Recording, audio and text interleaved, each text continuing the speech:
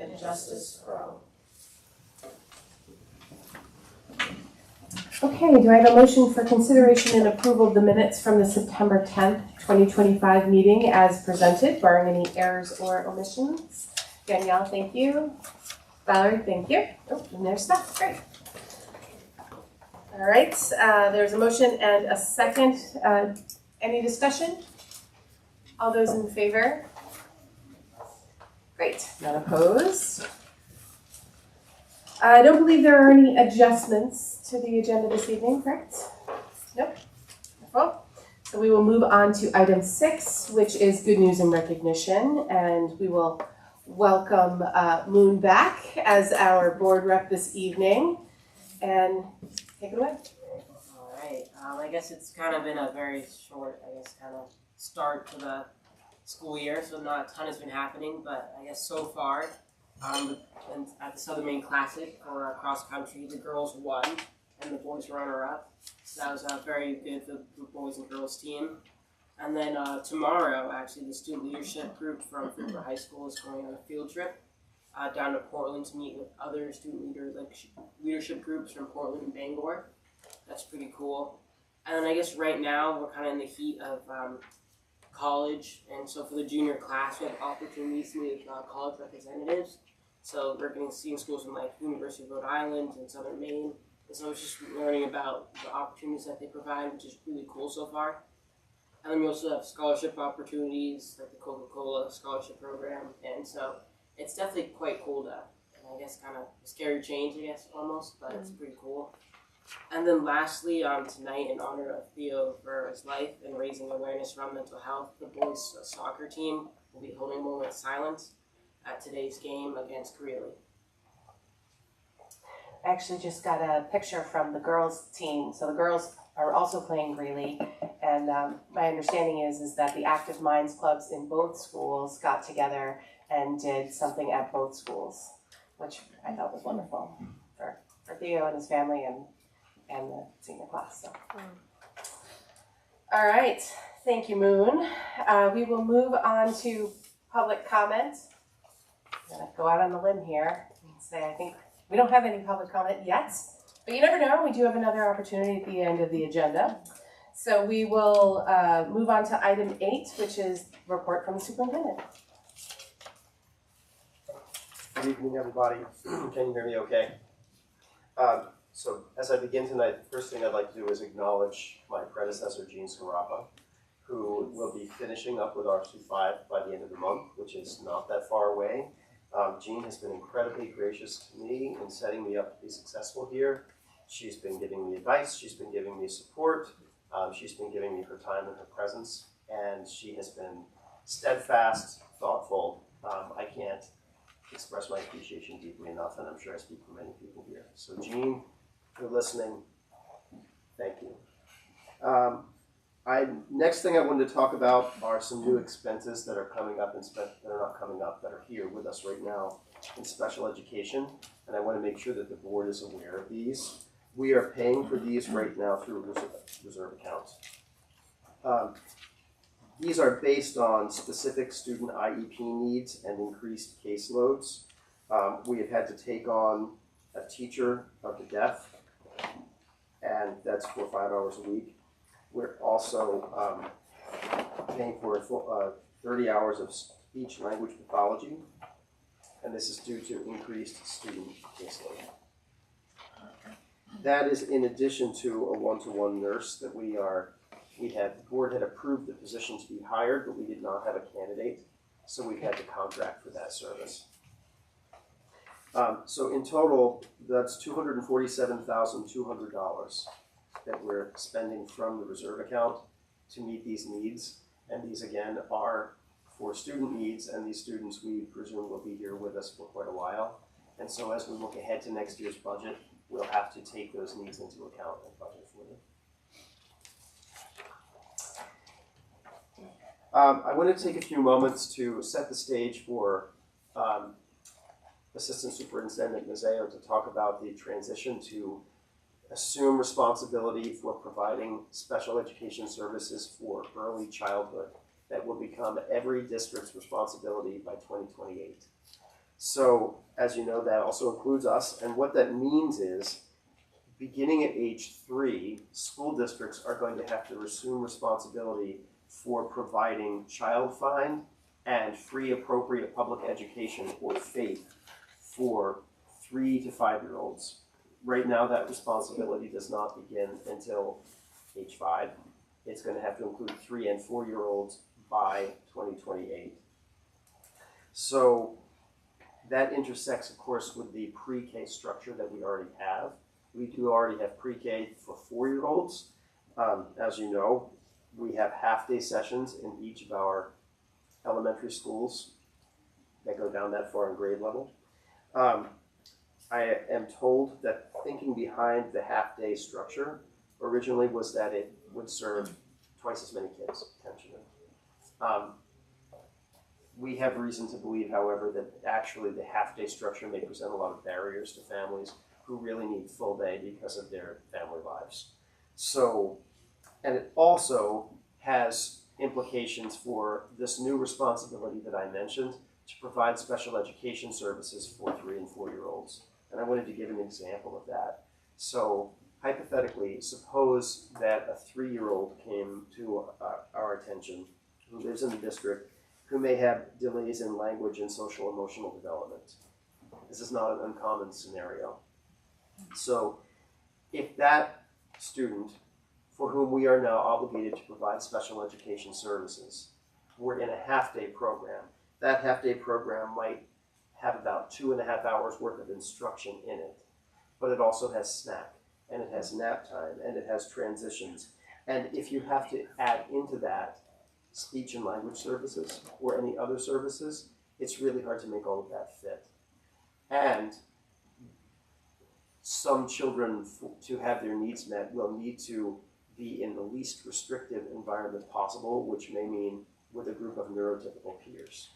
So there are lots of pieces to this responsibility that we will have to figure out over time.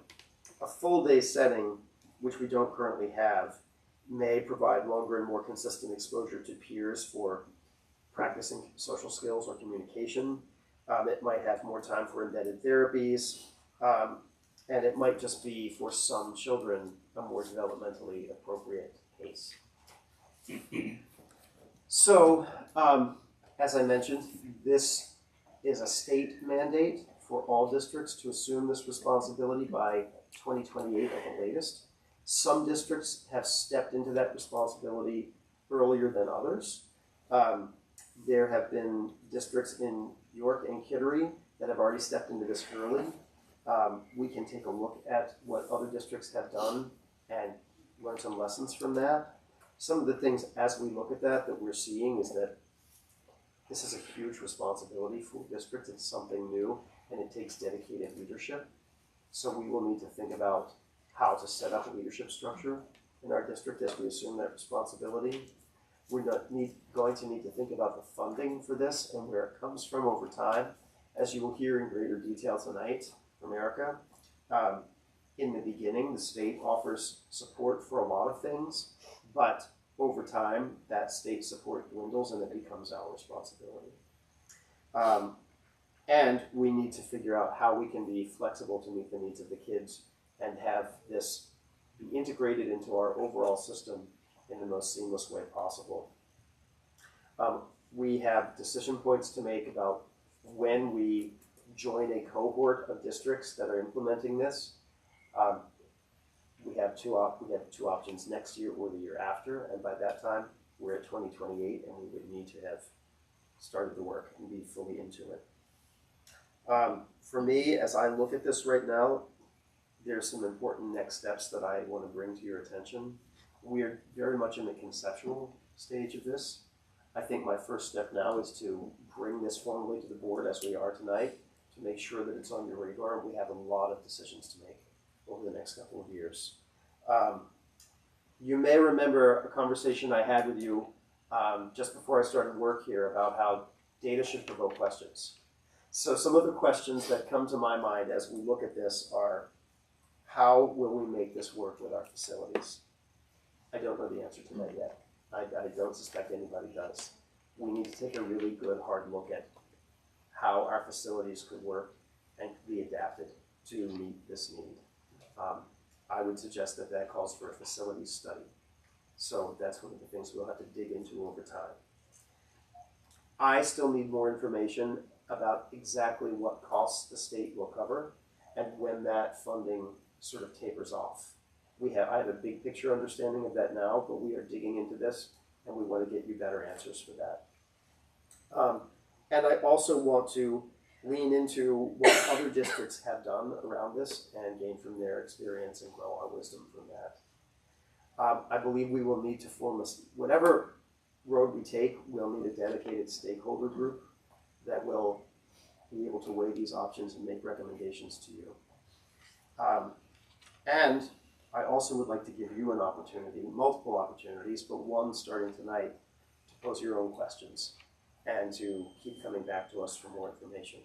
So this is a heavy lift for the district. It is a very big, it's a very big responsibility that we have to take on. But the good news is that we do have time to do it in a thoughtful way. So for the moment, I'm going to pause before I leave this topic, and I'd like to ask, what questions do you have right now? I may not be able to answer them right now, but I'll take them in a parking lot format, and we can certainly make a point to circle back to them.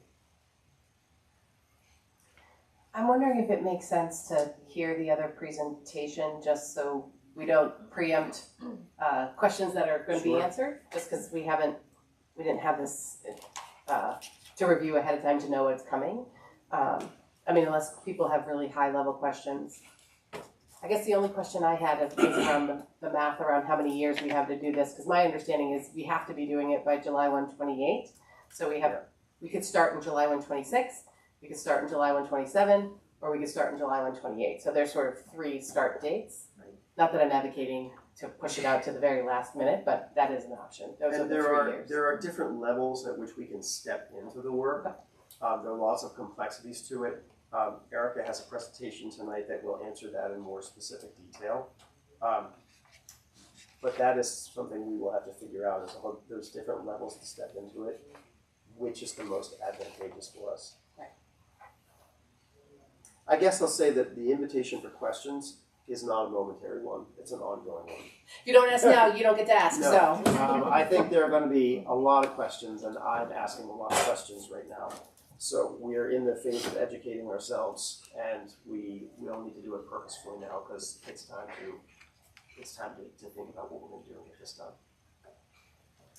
I wanted to say a bit about the budget engagement process. So as I'd mentioned to you, I have taken an approach this year to make sure that staff voices are heard in shaping the priorities for next year's budget. The first step in that process was to email staff with an overall picture of some of the factors we know about the budget. I CC'd the board on that email, so you saw what they saw. Anecdotally, the feedback to me on that letter has been very positive. People have appreciated the sense of understanding it gives them about the environment that we're working in with respect to the budget. I've asked administrators to provide me with a summary of their existing practices for soliciting the voices of their staff, and we'll be presenting that to you in a summarized way so that you have knowledge of what that is. We have engaged in listening sessions with the staff, but those are ongoing now. So far, I've met with a group at the high school, I've met with a group at Moore Street School, and I've met with the tech team. And I have more of those meetings scheduled over the next few weeks. And it certainly has been really good conversation and interesting to hear what the staff members have to say. I've definitely gained some insights from those conversations. After that, I'm also going to be putting out a district-wide survey that has basically the same conversation points that the listening sessions are framed around, so that staff members who don't have an opportunity to attend those can weigh in. And when all of that feedback is gained, I'm going to make sure that it's summarized and put out in a transparent way so that everyone, both the board and the staff and the administrators and the community, can see what the themes and the feedback are.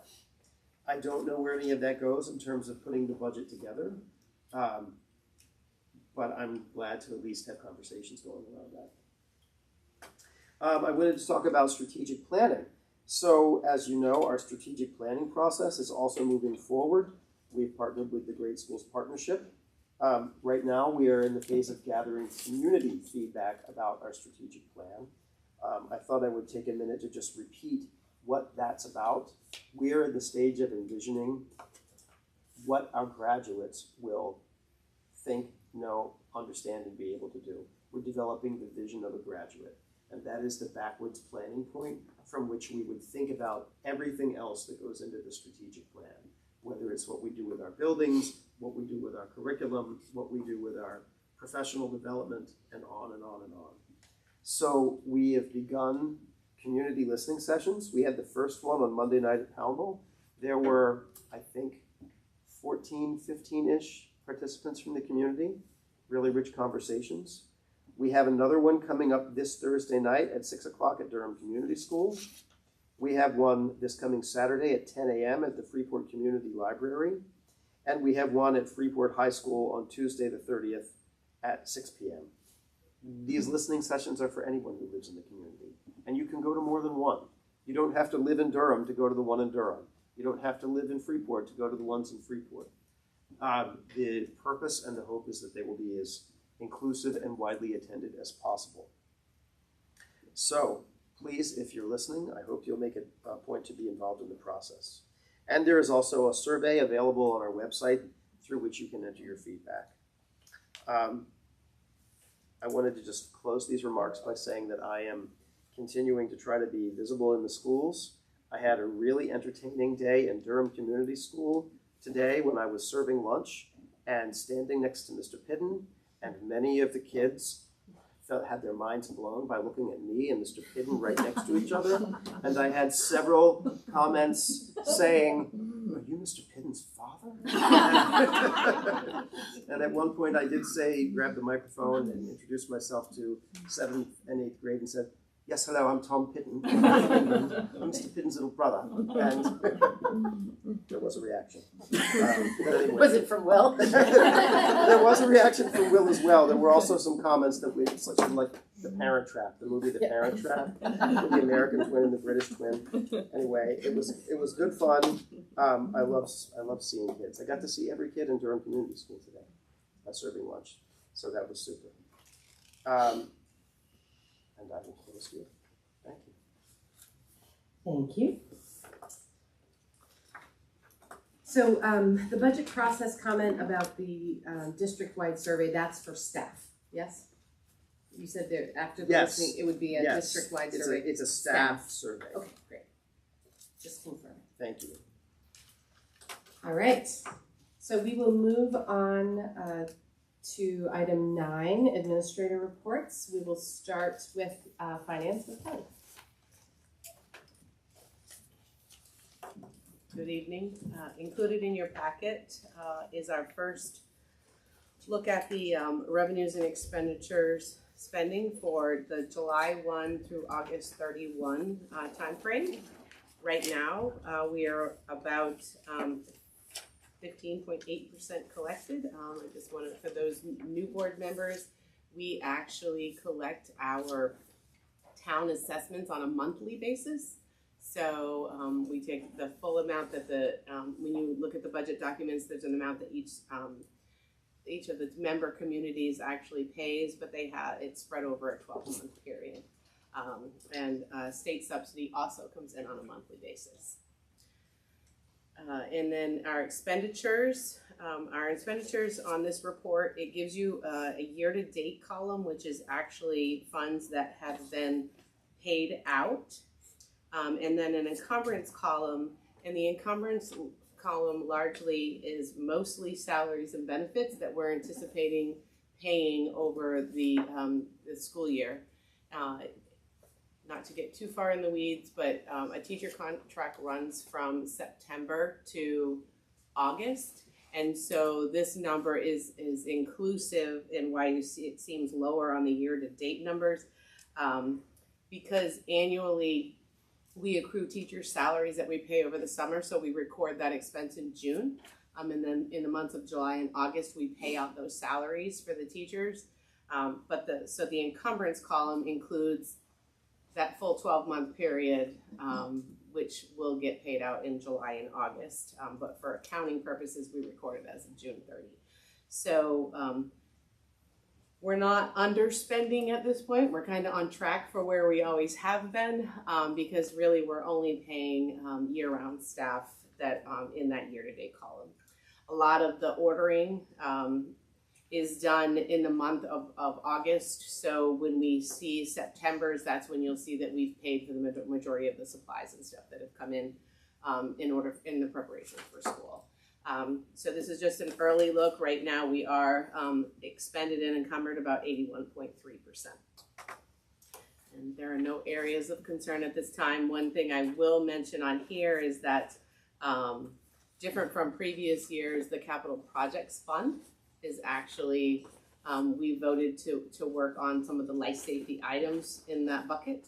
And so that's, that project is working. The majority of that has been expended, but it all has been encumbered. So that full amount is reflected in that number there, as far as the local budget's concerned. Questions for Kelly? Thank you. Do we want to jump back to support staff hires? Yes, sorry, I Thank you, neglected Laura. to mention that we did have hired some support staff.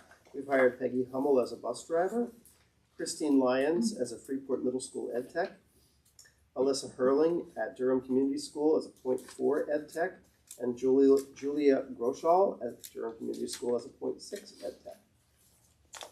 Thank you. Love to see bus driver and ed tech positions getting filled. That's wonderful. Preach.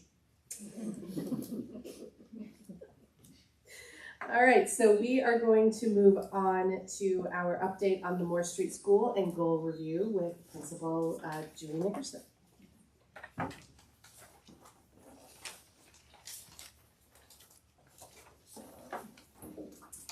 Good evening. So I'm super excited to be here and present these goals tonight because I'm super proud of the work our team has done this year. As you can see in the review, we tackled a lot and we accomplished it all, which I don't think there's been another time that I've been able to come here and say that.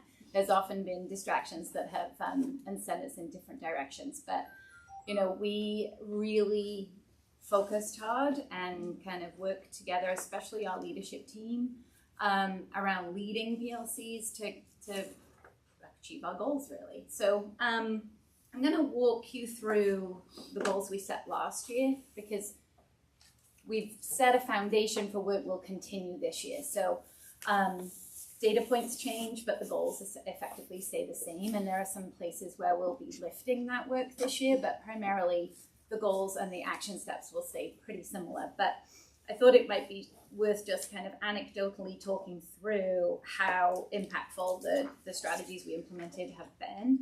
So that first goal around reducing our chronic absenteeism, we were hoping to get to less than 10%, having seen an increase over time, particularly after COVID, and we got down to 7.2%.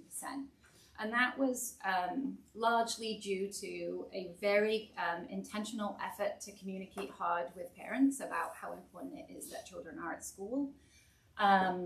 We were very clear on what kinds of things would be approved and not approved, and when we have clarity around if you've already had a 5-day vacation and you're asking for another one, you're not going to get that approved the second time, which probably means that our truancy numbers have increased because 5 consecutive days unexcused absences, or 7 days in total that are unexcused, meets the truancy criteria. And we definitely had families with children who were having a second vacation that wasn't approved that would then mean that they've hit those numbers. So there's definitely some continued work to do, but I think we started that strong education for parents about what is and isn't important. And, the research and data supports early habits being strong for longer term success for students as they start to make their own decisions about being at school or not. One of the things that I think definitely, we would like to see that 7.2% reduced next year and even further. But the reality is when you have small children whose first experience are at school, there are illnesses that are just inevitable. And so it'll be interesting to see how, whether we can continue to reduce that. There was certainly a period of time where there was a lot of sickness going around and it was just hard to kind of keep kids at school. But I definitely feel like, you know, there's been a change. We are connecting with families sooner. We are like alerting families that they're approaching the chronic absenteeism rate and how impactful that is on learning. Could I just ask you a quick question, just because we do have new board members? Mhm. Could you give us the definition of what is chronic absenteeism? Yeah, so I'm looking, so Amanda Marsden, our assistant principal, is sitting out here, and she actually owns like the attendance tracking and data, 10%. 10%. So missing 10% yeah, of days so in a right, year. yeah, so right now with such few days of school, it doesn't take much for you to hit that criteria. If you've had 2 days out, you're getting close to kind of hitting that criteria already. So monthly, families are getting communication to be like, hey, your child's already hit 10%, and if children have a high percentage of absences due to sickness or whatever, and then there's a planned absence request coming in, it might get denied.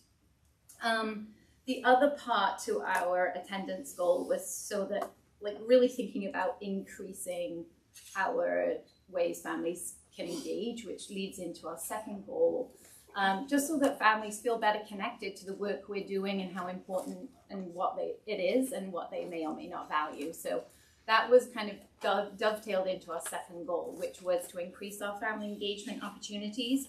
The data point I used was the board's parent satisfaction survey, which isn't sent every year, so it's hard to kind of see whether we've made gains with that data point. And for those who were here last year, we had a pretty high level of satisfaction, but there were comments from families that really were looking to engage more. And what we reflected on was kind of post-COVID, we hadn't returned to ways to bring families back into school. So this year we went at it with gusto.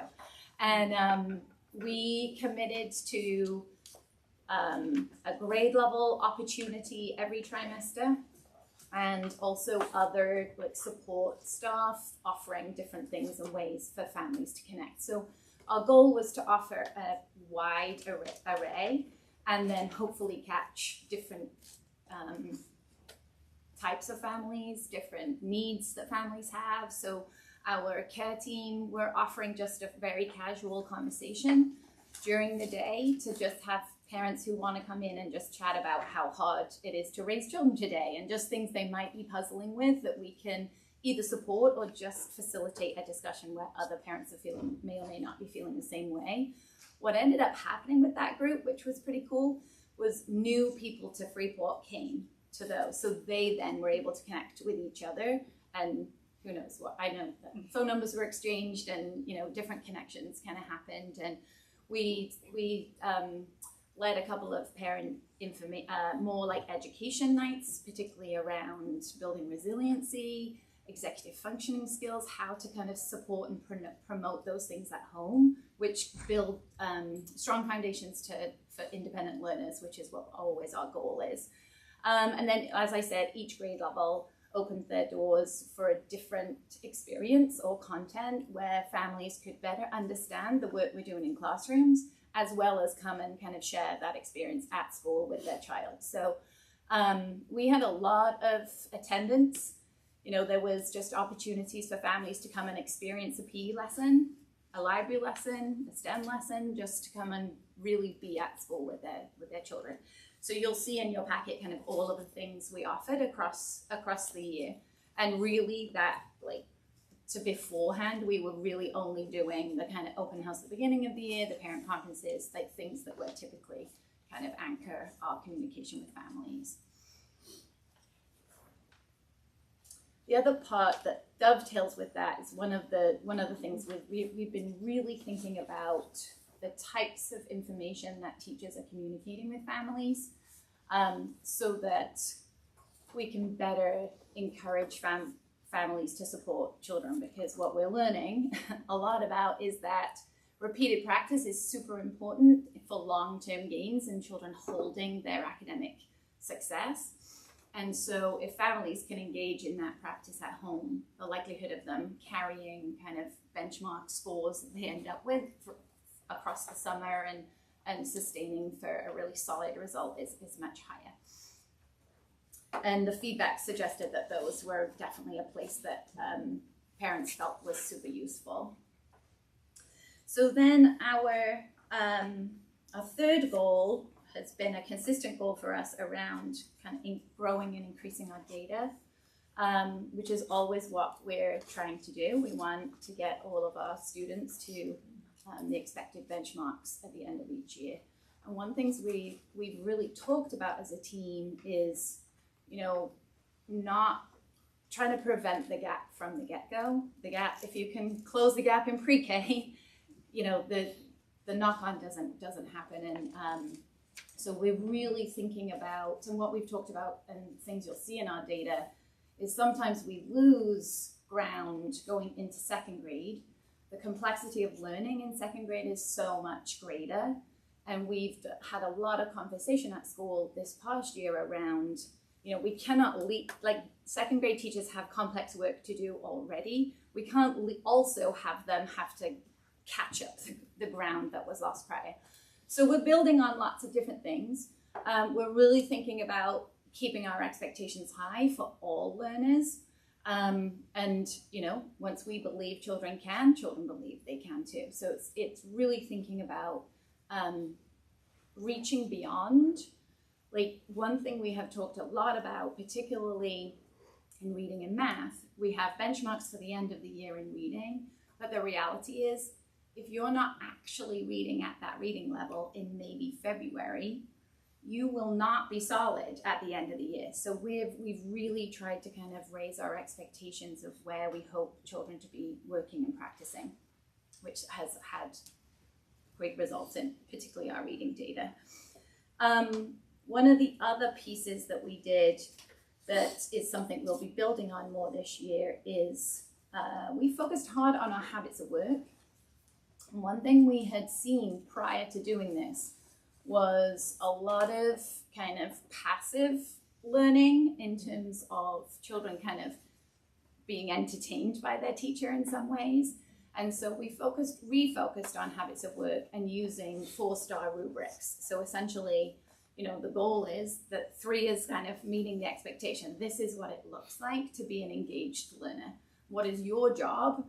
And then, you're going to be working towards 4-star if you can do it. So it's really a system by which you co-create these rubrics with children, and then they're leaning on it for goal setting. Like, where are you now? Where do you hope to be? And how can how can I help you make that change? So we did that across all of our habits of work in all of our classrooms, across settings. It was definitely a place that allowed all of our teachers, no matter the content they teach, to kind of have this cohesive approach. And then our special educators adjusted that for their students. And it was definitely a place where we really kind of came together. And now this year we're building on how we can use those rubrics in other ways to really think about cognitive engagement. So these same practices were what supported all of our instruction. One other key piece I want to highlight was we made a shift in kindergarten to start the year. One of the things I think I mentioned last year was we recognized that our pre-Kers are not all leaving pre-K with all of the executive functioning and social emotional skills needed to then be successful in K. And so for the first 6 weeks of school in kindergarten, where we are building stamina and started to establish routines, all of our kindergarten team have put an extended play workshop into their day. And the hope with that time is that children are learning about making a plan, playing together around the same topic, taking roles, thinking about what are the materials they might need. And what we saw in this, so the idea is once children can do that, they will become stronger writers, because the process of play mirrors the process of writing. You make a plan, you try it out, you revise it, and you flow through the cycle again. And what we have just moved kindergarten to first grade writers that we haven't seen before. They are so strong, they look like what we were getting in first grade.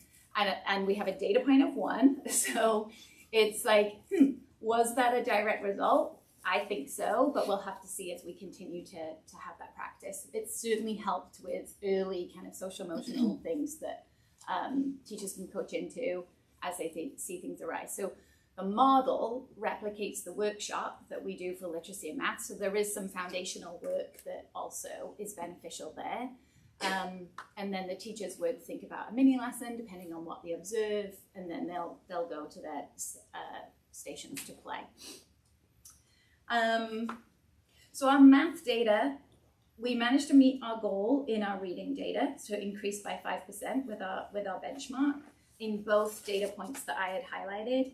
Our math data, we did not, but we did grow in so many ways that maybe is not reflected in this one math data point. We did a lot of PD around really thinking about growing our mathematicians as thinkers and thinking about how they use tools, how they can explain their thinking in a representational way, and then be able to talk about what they're thinking in math in a way that kind of becomes transferable as they build their math skills and their fluency. We'll continue that work this year. Math is definitely on the top of our list. As we put a lot of our energy into literacy, and we saw that growth last year, math will become front burner and continue that to deepen that work.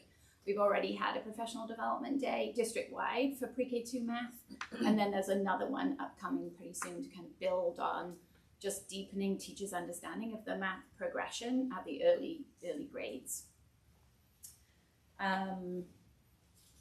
Okay, so the other part too that dovetails is we continue our responsive classroom work, which has been well established in our schools. Paul White has been a consultant who's been coming to coach our teachers. He's coming tomorrow. We've added time across all the schools for him to specifically kind of come and coach in a kind of customized way so that we can respond to the needs in our schools. So this year, those goals all continue. And if you look in 25-26, I've highlighted in bold the kind of places that we're just lifting and adding under each of those goals. So we, under the attendance goal, again, we hope to reduce that, but at least maintain it would be hopeful. And then we want to proactively increase our partnership with families who have been identified as chronic absenteeism. Sometimes when families got their communication, there was some conflict around, tension between us wanting kids at school and parents believing their kids shouldn't have been there for whatever reason. So we're trying to get ahead of that kind of thing and really just better understand what barriers might be and how we can better support that communication and connection. And then Amanda will be attending the Count Me In Summit at the MPA, and then hopefully, so all the assistant principals are doing that. So hopefully there'll be some collaboration opportunities around that for us to think about some things differently if we haven't already been doing them.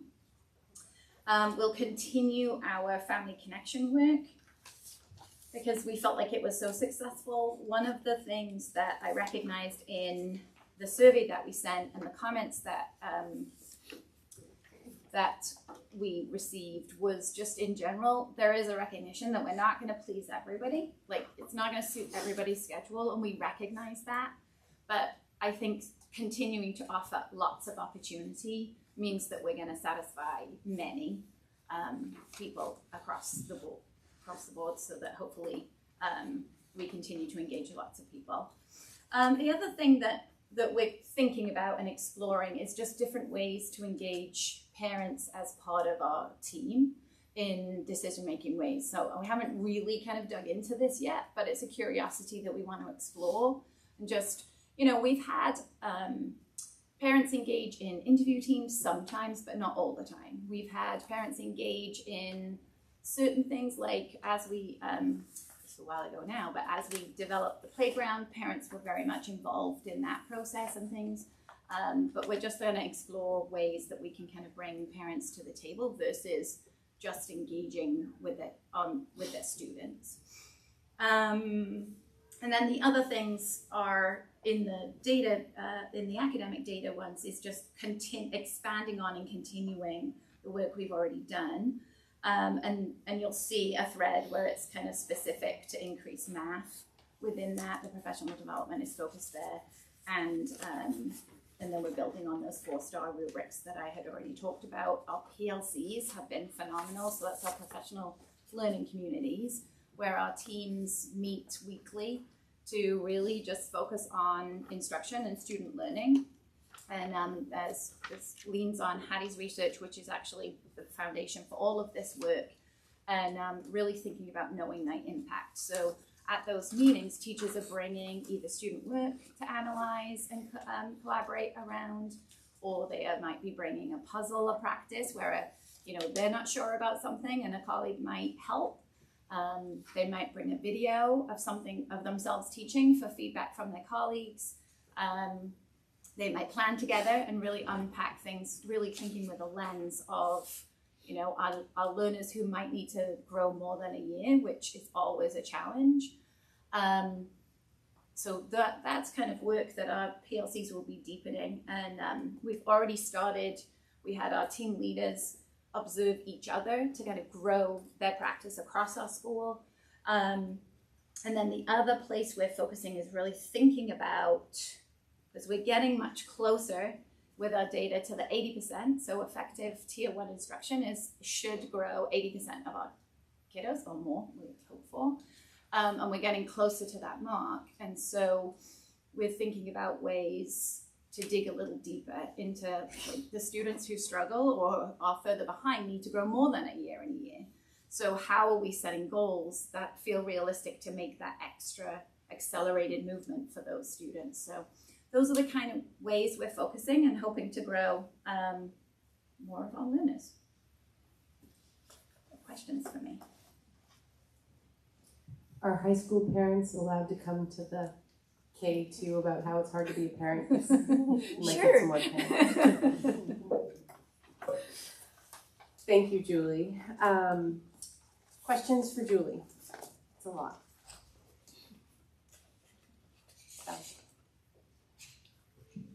I was just curious if there's been any studies on like a root cause analysis of the parents who are creating chronic absenteeism, if there's some sort of rubric to try to determine if it's common reasons or if there's any way we can meet the families where they are, if there's, like, I'm just speaking as somebody who works an hourly job.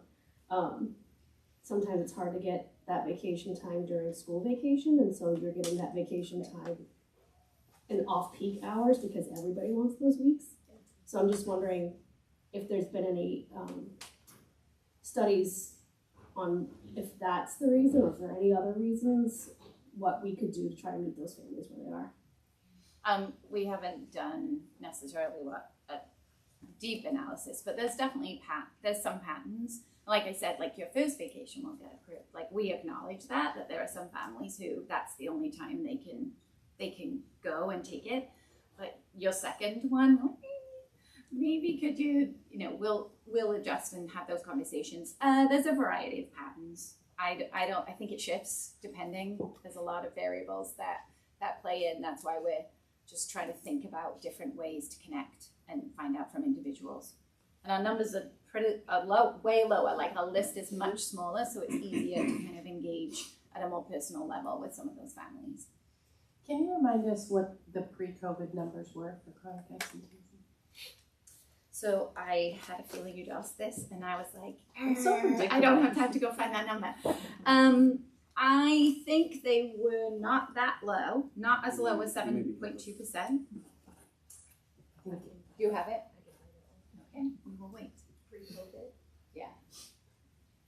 I don't think they were as low as So while she's looking that up, my other question is you mentioned that truancy has probably gone up as a result of not necessarily approving both 5-day vacations. So does it make sense to look at them sort of together to see are we just shifting people from chronic absenteeism to truancy? Or, I mean, it sounds like we're not, because you said the list is smaller. I presume regardless of which list you're on, you're getting a phone call. So we're not just shifting them back and forth, but I'm just wondering if it makes sense to truly grasp, you know, attendance. Should we be looking at both those numbers? Yeah, so both of those numbers are included when we talk about chronic absenteeism. Oh, okay. So The reason why I might kind of name truancy as a separate thing is because it tends like that. There's policy, there's legal. You know, right, there's procedures and things around that we need to follow, and then that is also reported to the state. Yeah. But our truant students are also, included. they're in already that. in. Okay, Yeah. great. So we're not capturing some kids Right. because they're in a different. Yeah, and the trouble Maybe. is too, we might see improvement because once you hit that criteria for truancy, we're having a meeting, we're doing things, we might see change, but they remain truant. Right. Whereas the chronic absenteeism is going to shift in and out right, as you move depending into on how many days of the year we've been at school. So don't take a 5-day vacation in October as well. Yeah. I think she has your number. 18-19 was 7.26%. Okay. Okay, so we're right So back we're right there. back. Okay, that is huge improvement. Yeah. Julie. Like that's incredible. No, it feels good. I mean, it's almost half, right? I mean, 13 something's changed to 7. That's It felt right. Kelly. Yeah, congratulations on the improvement in the reading scores. On the math number sense screener, I can tell you're already trying to kind of dig in on what needs to happen to bring those scores up. And of course, one number, like you said, doesn't capture everything that's going on in the schools. But I'd like you to elaborate a little bit on what you think maybe led to the score dip, so that To the dip? Yeah, to the dip, so Yeah. that you're thinking, we kind of understand where your thinking is about what's going to happen in the future. Yeah, so I don't usually include our longitudinal data, but I thought this kind of answers this question. So if you look at that data that I included, you will notice, so I often report out on school-based data. And obviously we're digging into, okay, which cohorts are stronger, who needs more support, how are we growing different groups. But if you look at the math, which is on the second sheet, the smaller grid, because we've only been using this data point for 3 years, we had a particularly strong first grade group transitioning into second for this year. And there are many variables as to whether you might maintain that, and that second grade teaching team were pretty much all brand new. Either new to teaching, new to the school, new to the grade level. And so, you know, whilst we try and support and keep everything up and floating, you know, sometimes you can only keep so many things on your plate. So their reading data was strong. That's kind of really where they lifted that as a team. And like this year would be like that math growth. Now also, you know, we can think about that strong first grade group particularly. And sometimes, and I don't have the answer to this, but as Tom said earlier, data promotes more questions. Sometimes we are tracking, particularly with our reading data, and I haven't done this yet, but it will be interesting to see like how many, so this is a spring data point, how many of that 95% stayed where they needed to be across the summer. So potentially, I do have the data, I just don't have it in front of me. But how many of those 95 kept that level of math coming back to this the new school year? I think it did dip. So, you know, it's not like we're trying to maintain 95, but they did. And as I said before, second grade work is complex. There's a lot of pieces to it. And if the foundation is not super strong, then it can shift there. But that really seems to be, that dip from first into second seems to be the place where we lost those percentages.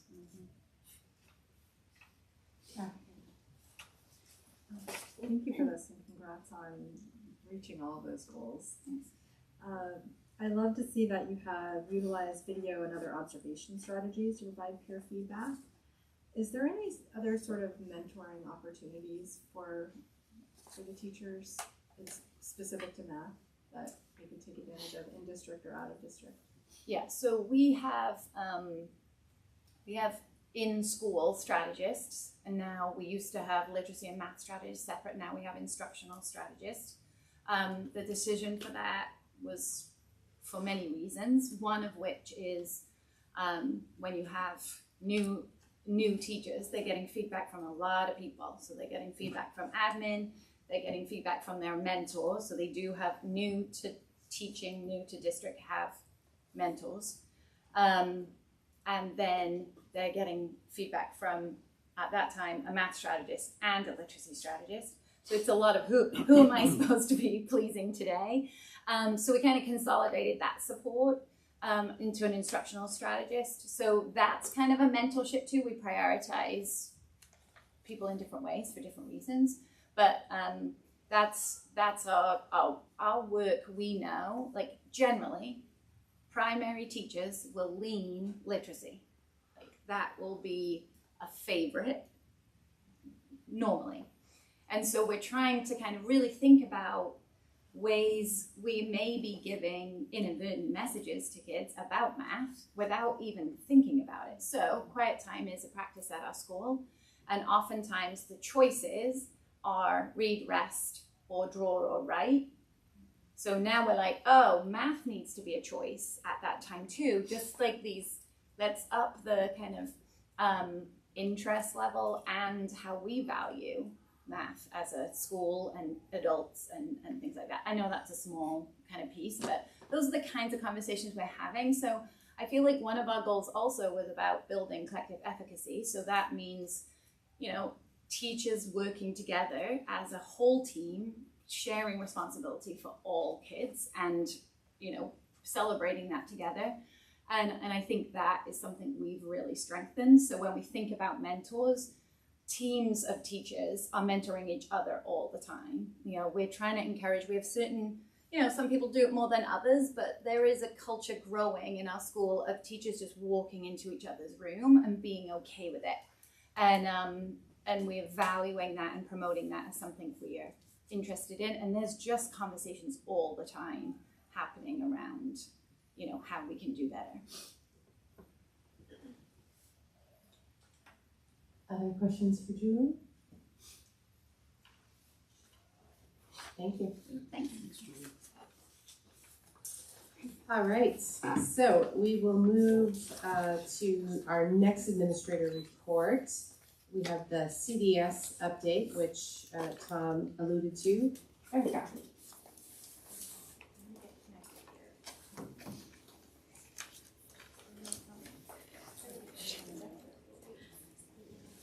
Oh yeah, so the packet is in your purple folder because it wasn't. It did, yeah, exactly. It's a new color scheme.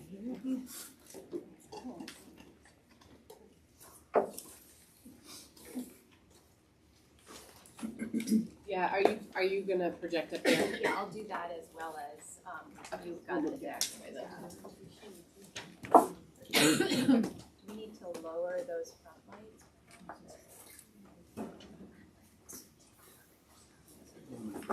Yeah.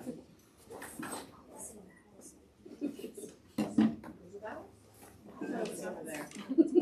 It's okay. Turn off the turret lights just went out.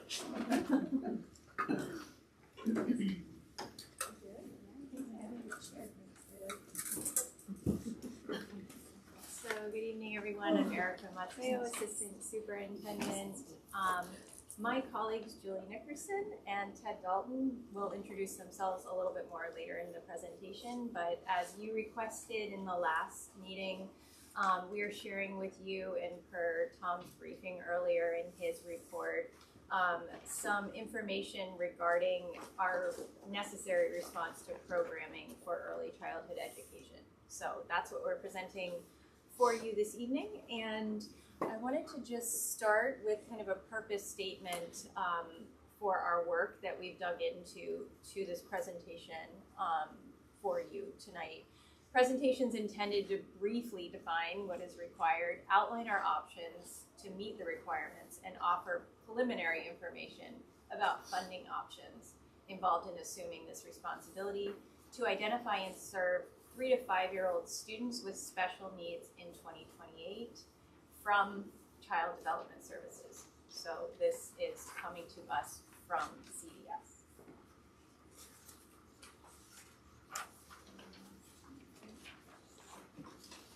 So just to paint a picture of where we currently are, we have 3 schools that support pre-K. We have 8 half-day sessions. When 4 years ago, I think now, Lisa Demick and I came to the mic to ask for an early intervention team that was supported. So that means we currently are able to serve students within our program who have IEPs. So we have a special ed teacher, we have a speech and language therapist, we have an occupational therapist who solely work with our 4-year-olds in our pre-K program. And so currently the number is 12 who are serviced within our pre-K programs. There are others who are being serviced maybe in their daycare setting. They have chosen not to come to public pre-K, and they're serviced generally by CDS and through a kind of consultant model. Like they will have an itinerant speech and language therapist going to serve them, or they might be in special purpose programming. So we have 12 currently being served within the district, and there are 14 served through CDS outside of our school, and then 2 known students who have IEPs who are not getting service. One of the things that I will also say is kind of that was primarily the reason we came to ask the early intervention team in the first place, was because students were not getting service even within our schools. So now we're able to do that, and there are currently children in the community who are not being served. So we would take responsibility for that. Currently, we are not responsible for any 3-year-olds. We don't have 3-year-olds in our program here at school. So that is, they are in the community and being serviced by CDS.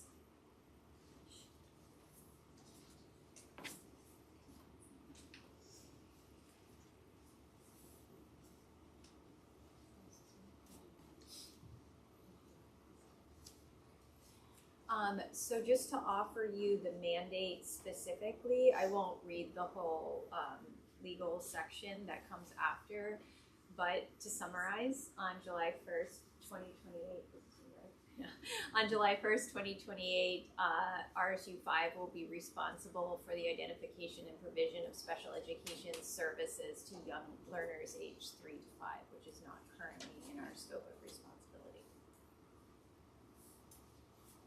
And I'll give you a moment with the statute.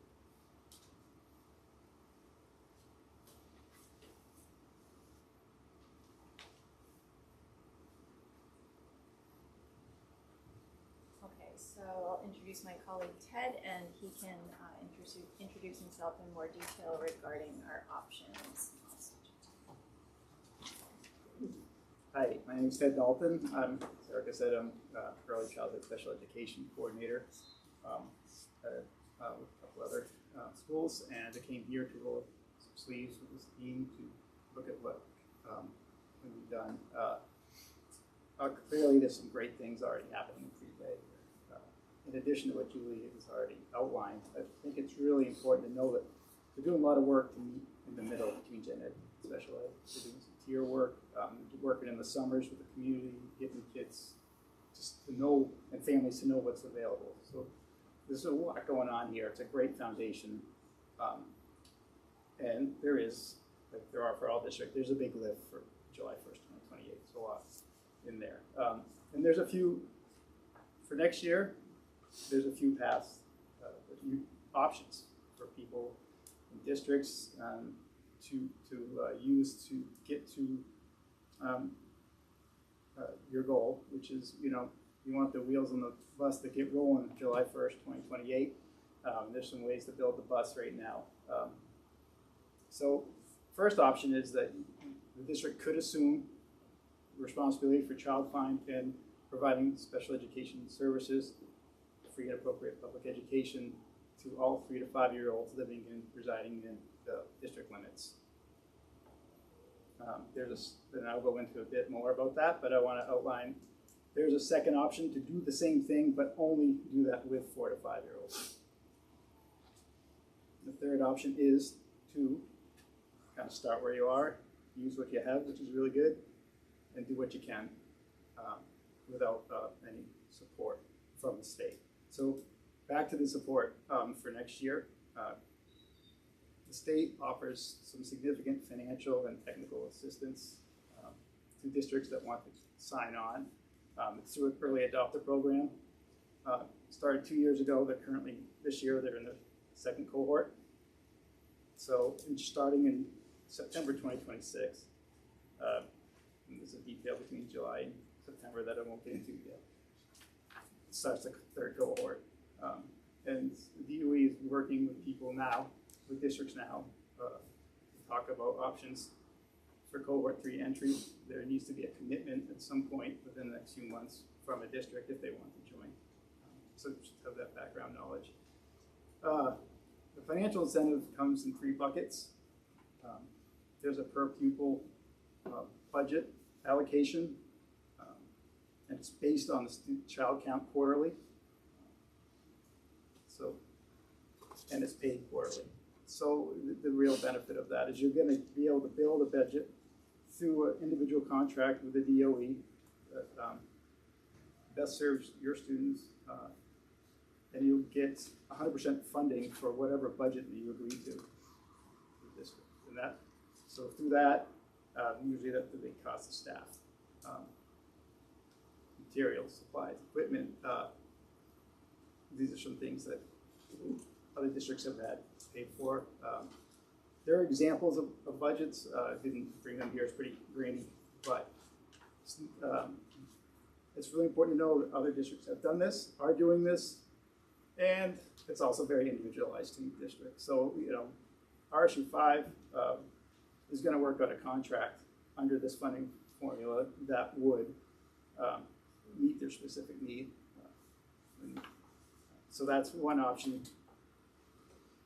So that, under that funding bucket, and option B, you would only take on responsibility for 4 to 5 year olds. The funding's less because you have less students per student count.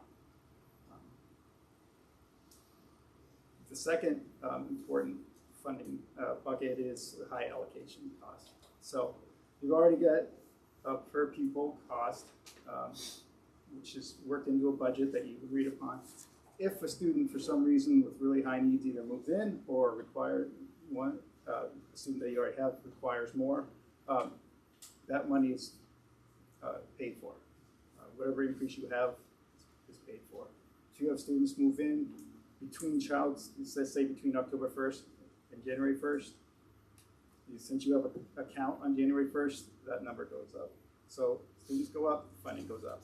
They really want this to work, right? Because they have to hand it off. And you, districts have like that distinct honor to serve their youngest and most vulnerable learners. So it's really like you get to do this. So this is where it gets exciting. So you can, you know, access some pretty solid funding. And there's a third bucket that I think is time sensitive because it's a limited fund, and once it's gone, it's gone. Currently, there's a fund that will pay for structure, equipment, and materials for a district that joined a cohort. Each year, I've heard that the DOE will how it says this may go away, this may go away, this may go away. So it's gonna eventually. It is a finite pool of money, as opposed to when you sign on for early adopter cohort 3. That funding will not go away. It's written in law, and until July 1st, 2028. The law would have to change for that to change. Again, the structure, and equipment funding, which I've had some experience with. The state comes through. They'll tell you what they need. You'll agree. They will order it. They'll have it delivered, and they'll come in and set it up. Vet it for us. It's really helpful. And so, you know, those are options for next year. as an added important piece of information, they will do that early. Right? So, and the idea is that they said you can enjoy this stuff this year, kind of free of charge, and have it ready to go. So the idea, you can prep this year without assuming official responsibility until September 1st. Early allocation, if you wanted to get started hiring people, they'll take the first allocation of money, first quarter, give it to a district early, so they can, as early as April. They're asking about January now, but at least April, so that you can start hiring, make a plan, get what you need done. So then we can move to 2027. That year, there's only two options. Because you can access state funding for 3 to 5 year olds. There's no more 4 to 5 year old option, or continue on your path through RSU 5 funding and efforts. And then July 1st, 2028, however those paths have taken you, it's there. It's yours. And that's the fun part. Once this decision is made, or however you decide to do it, the fun part, you get to start creating a program. All the creative things that are done already. There should be a lot of excitement. The communities that I've been involved with, it's been really important to get some investment. I'll give one example, just so you can kind of get a scope. We had some community daycare share with our transportation department a car seat training. These little things just get people involved in the mission, and it starts to bring home. You start to see, what does it mean to serve the youngest and most vulnerable learners, and what does that impact make later? That's pretty, I think research has been pretty clear that the earlier you start, comes seem to be better for families and students.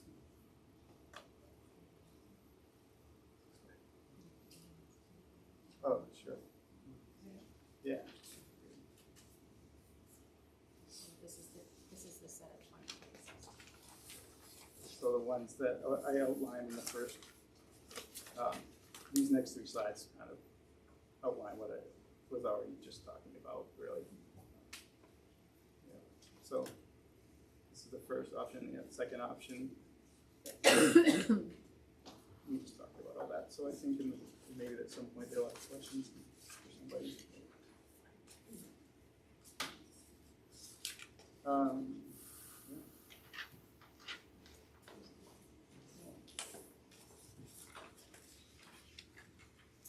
So essentially, all main districts are mandated to identify students with disabilities and child find, which is our child find responsibility, and provide free and appropriate education to 3 to 5 year olds by July 28, which is how we framed this already.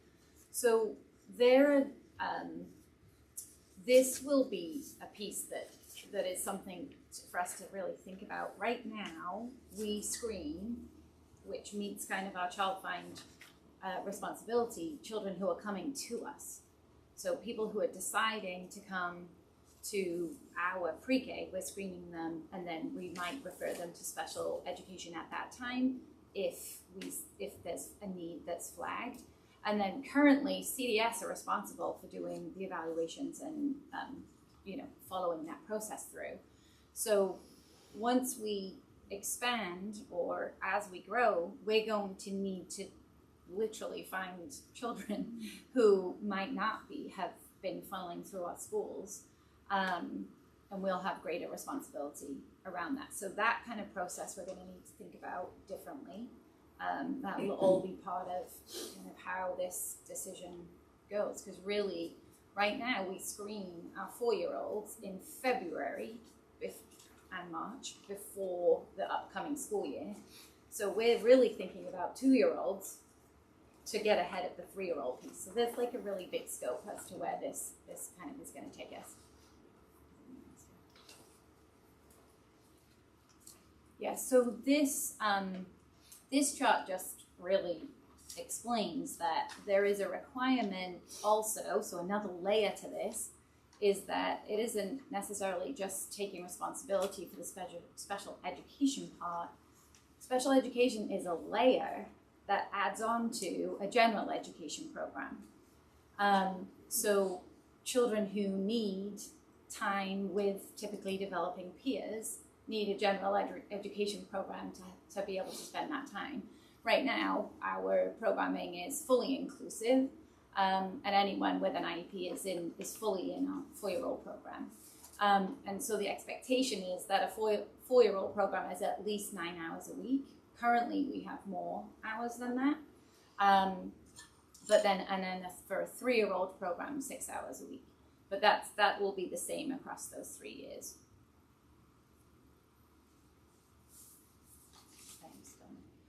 I think I got the rest actually. So we'll then, when we join a cohort, and whatever decision that becomes, the responsibility then will shift to us for all of the 3 to 5-year-olds.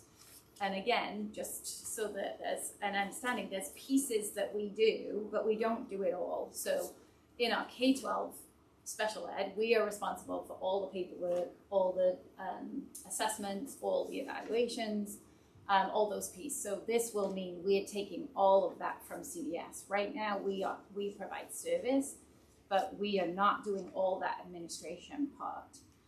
So that'll be another layer.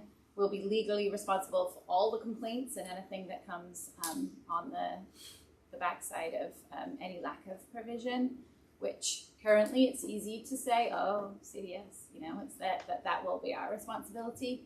And then there's freedom to design and implement and maintain a plan to meet that mandate. And again, the money there's a transition money available. So then just to kind of wrap it up, these are kind of the kind of key parts. We have options, we'll have that responsibility. The special funding, as we've heard, is available for the next 2 years, and then it will become part of kind of the typical funding. And we've always talked about early intervention being best, and then also kind of starting this process earlier is just going to help our current systems versus kind of tackling it all at once. And the idea is we spend now, you pay less later. Staffing challenges who knows what that will look like. We were able to hire phenomenal people on our early intervention team because I do think people working in early childhood, which has very specific certification, are currently employed by CDS, so we're looking for kind of employment in schools, but many schools have already hired from that pool, so it's between.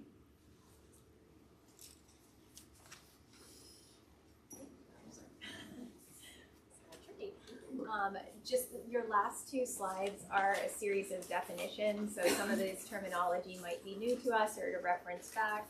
And so that you know who we've been working with so far to assemble this and vet our own understanding, which is developing. This is the list of people involved so far. They've had their fingerprints on everything we've shared this evening. Happy to take any questions.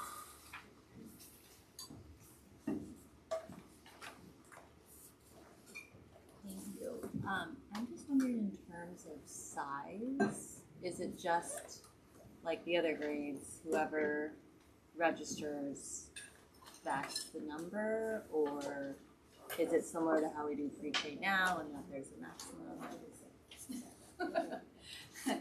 So currently, our gen ed programming is capped at 16. We can only take 16. I'm not sure I have the full answer to your question. I'm probably not the person to answer it. So I guess that will be a question for us. Are we taking everyone who walks in the door? What we will have to do is take everyone who has an IEP. And there are so many variables that would play into that. There are ways, and I think that folks up there could speak to this better than I can, but there are ways that we can step into this. So for example, it is possible for us to assume responsibility for those children who have IEPs, but not have them in our schools, we could be pushing our services out to daycares that are in the area. However, with that said, those daycares need to meet certain conditions by the state. And then on a child-by-child basis, depending on what the child's needs are, that child's least restrictive environment might be a full-day setting with neurotypical peers. And so we would need to take that into account. We need to have something to offer them in that area. Can I say that relatively well? Yeah. So there really is a full palette of options that we have to suss out. As we need to see what, we need to partner with the providers in our community. We need to take a really good look at what we would be able to provide. I think that you heard a lot about staffing needs right now. A need that is prominent in my mind is space. I just don't know at the moment where we would do this. And we would have, that's something we would have to figure out.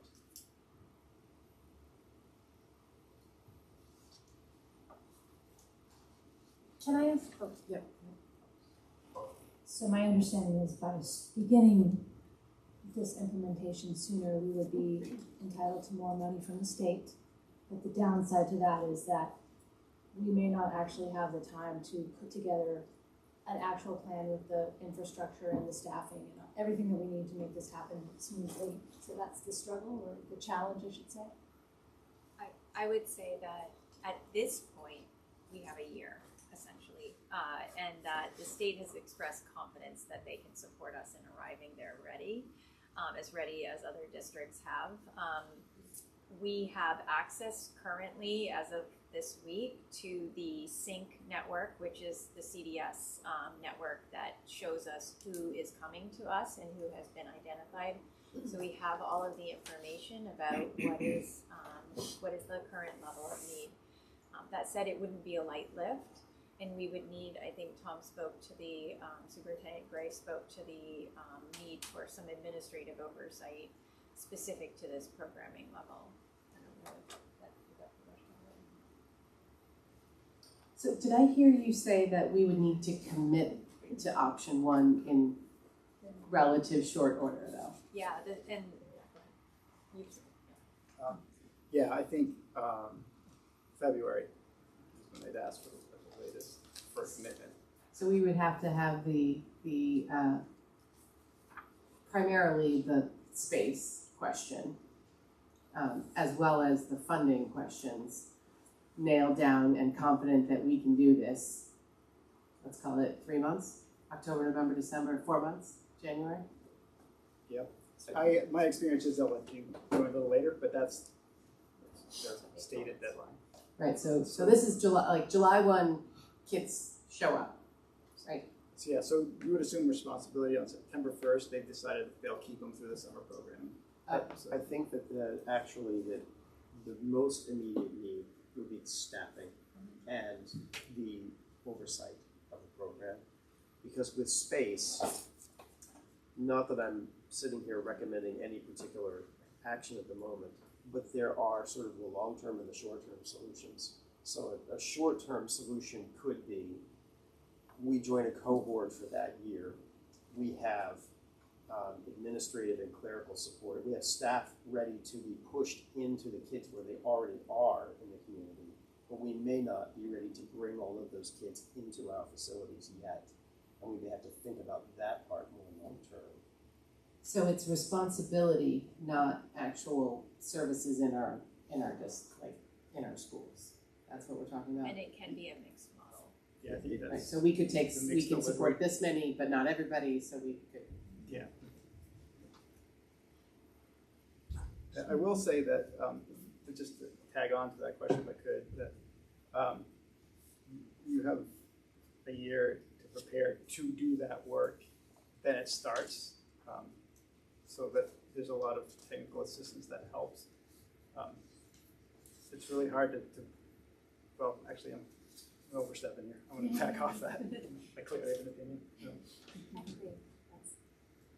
That's exactly, I think, sort of what I was gonna ask is if you all have a recommendation for us, or if, I guess where the end point is for the board to be engaged in this decision, or if you have, how are you going to make the decision and then bring it to us, is what I'm wondering. Thank you for asking that. So at the moment, I don't have a recommendation for you. I feel that we are all in the stage right now about really learning what the mandate is and what the options are. And to my knowledge, the board hasn't yet heard as direct a presentation as this yet about what's coming up to us. So that seemed to be the place to start. I do think that over the next, in short order, we need to have continued conversations about this. And we are, I want you to know that we're on it. We're really looking hard at this as a priority to try to figure out what works the best.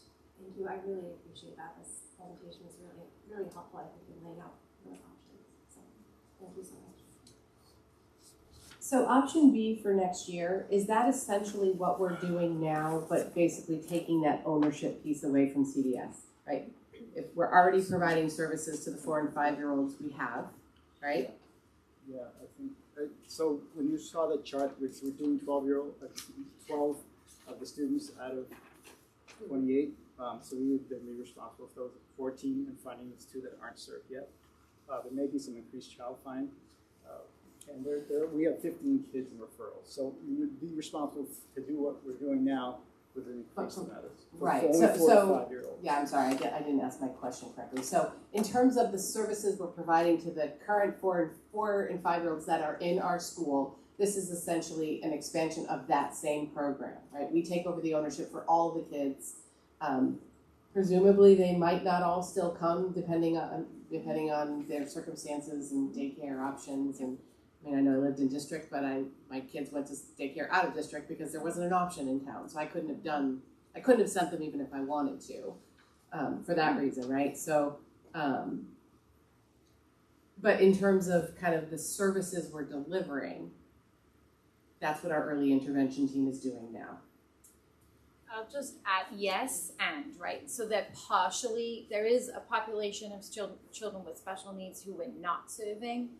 So if a child needs more than what we would kind of call a resource level, so that means they spend most of their time with typically developing peers. If children have more significant needs, so would in kind of K-12 programming, they would be more like in an FLS program, so they have less time. Functional life skills? Yes, sorry. Yeah. So they have less time in a general ed classroom. We are unable currently to serve that level of need based on what we have in our schools. But we would be required to under this program. Yeah. And some. I was thinking one important point about that is through this allocation part, we have to pay for a special purpose school, if your district would, or build a classroom, that it's 100% paid for by the allocation. So either we do it or pay for somebody to do it for now, but just that's important. That's in the structure and equipment bucket? No, that's in the full bucket. That one will last both years. The funding bucket is here until it runs out. I think a few things that I would be ready to strongly recommend that we consider is that whatever this program looks like going forward, it will need more staffing. We need to plan for the staffing. The most prominent example I can give you right now is in special services. We can't meet this mandate with the current level of administrative and clerical oversight that we have. So we have to anticipate that we're going to have to provide that. And it would be advantageous to have that piece in place as early as possible, as we just have to start finding children, identifying children, and providing a level of need that we're not currently responsible for. And then the other piece that I would strongly recommend, no matter what the end product looks like, is that this isn't something that if we do it thoughtfully, we can just sort of tack onto the front end of the school system. It needs to be integrated. It will affect every level of the system, the way that it fits, both in terms of the spaces that we use and the people that we hire and the budgets and our programming. And we need to be thinking systemically as we put this in place to get really the best long-term solution.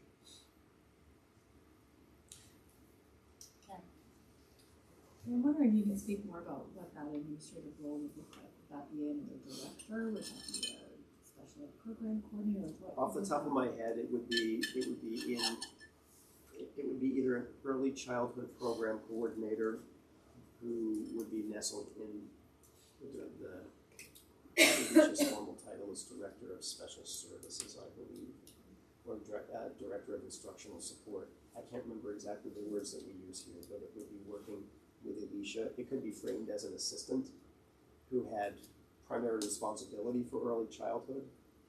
But that's a high level of need.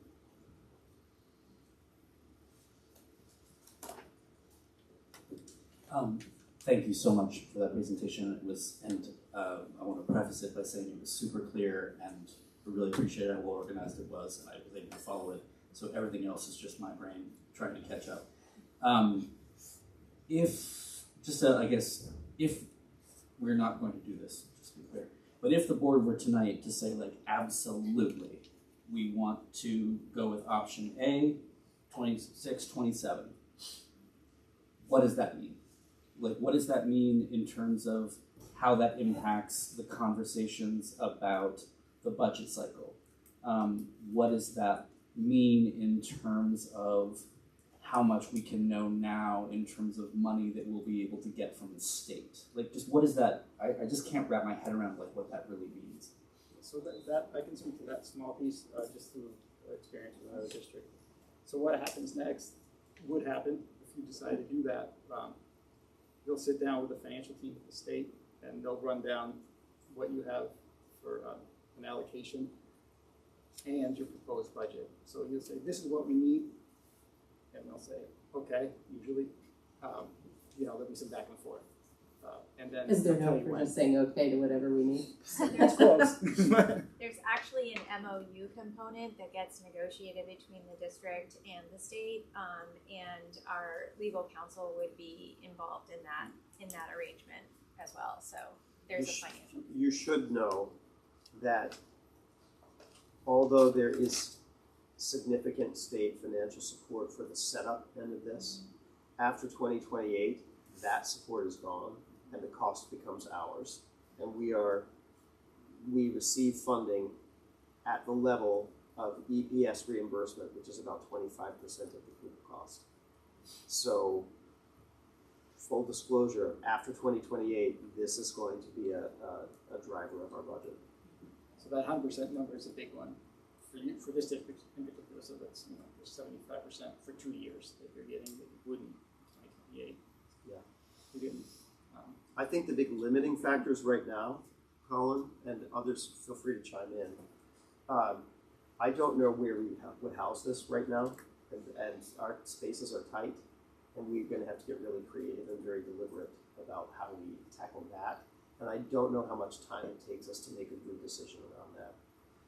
So that's one thing where a play for time might be helpful. And another is if I return to staffing, as everybody knows, we are struggling to fully staff some of our special education roles. We're down 6.5 ed techs as it is. It's really hard to find ed techs. And the service providers don't just grow on trees either. So these are big pieces of the puzzle that will be will be real challenges. One thing I think that might be helpful is, for my brain, because I think about the money, is what are we leaving on the table if we push out a year, right? Like, so what's the maximum we could get versus what would we get in the second year? I'm interested in knowing, like, what is considered a reimbursable expense. If we have to bring in an early childhood education coordinator to support the IEPs and admin support, is that covered, or is it strictly like face-to-face services? Yeah, the quick answer is yes, it is covered. If you assistant director or whatever you codify it as. And that is why they offer the early allocation, so that you can hire somebody like that. You can hire an extra admin assistant to do the database transfer. Tom said we're bringing a lot into the K-12 fold here. So there is an example budget that I have that's been sanitized that I can offer eventually, but it kind of one district, what they got through the allocation, what they worked out to their MOU. And it can show you, it gives us idea, it gives people ideas, and show you what was actually paid for. But it will be, you don't have to read anything you don't want to do either. And that's all fit into that 100%. That all is allowable. Then there is additional special allocation that's dwindling by the month. As districts who have joined prior cohorts are utilizing it for things that go above and beyond that. So equipment, facilities modifications, so accessibility features, things like that that might be in it like extra to that 100% allocation. So 100 isn't really 100. It's 100's like plus 100 whatever plus. else you might need. 100's like then spend it. Yeah, the extra money. And just to give a scope of technical assistance, the state's already offered us some dates to come and look at, just to do a site walkthrough and say, hey, we could do this for you, without a commitment. I was going to ask that if the technical support might help us with the discussion about space and where and. They will be generous at a certain level, and then they will focus their attention on those who are members of cohorts, because there is a great need there across the state. So their technical support will be pretty abbreviated for those not yet in cohorts.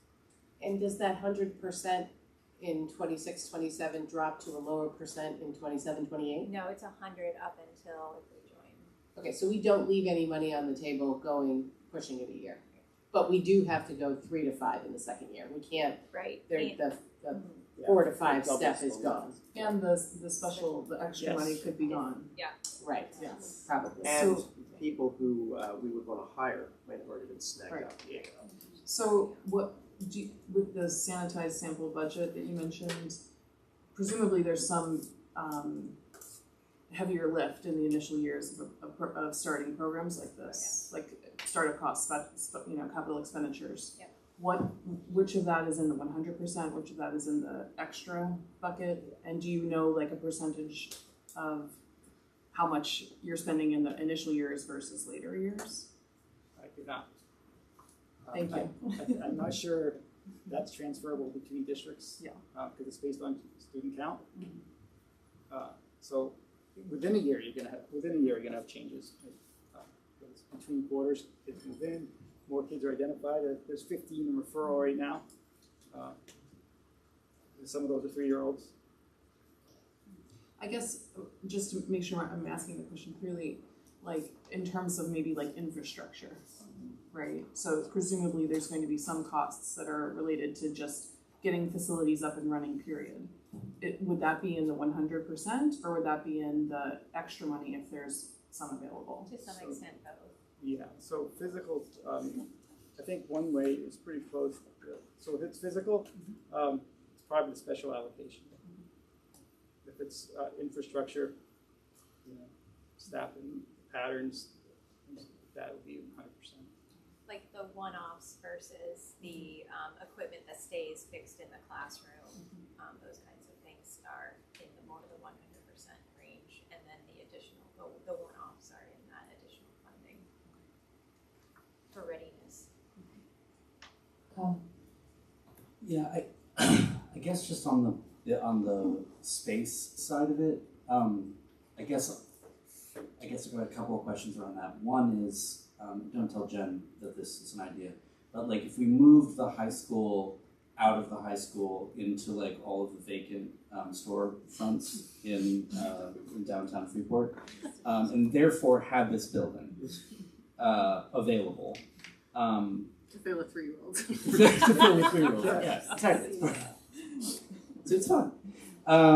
What is like if we had that space, then are you saying that basically we could, as long as we could find the people to staff it,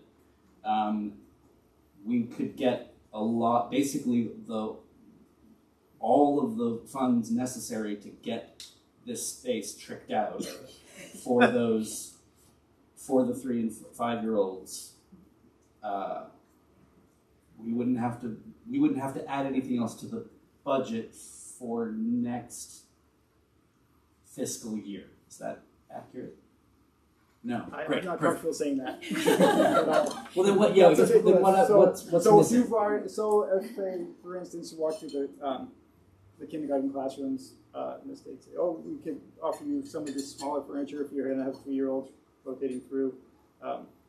You don't have a EDA entrance, that can help with that sort of structure. Getting you some toilets that are lower to the ground. I wouldn't say no. It's just not within my scope to say how much of a retrofit they're going to do to a building. I mean, I think at the moment, Which is a big I lift for here. don't want to overpromise Yeah. anything, and I just don't know the answer to that. You think my high school idea is not going to fly? It's career education.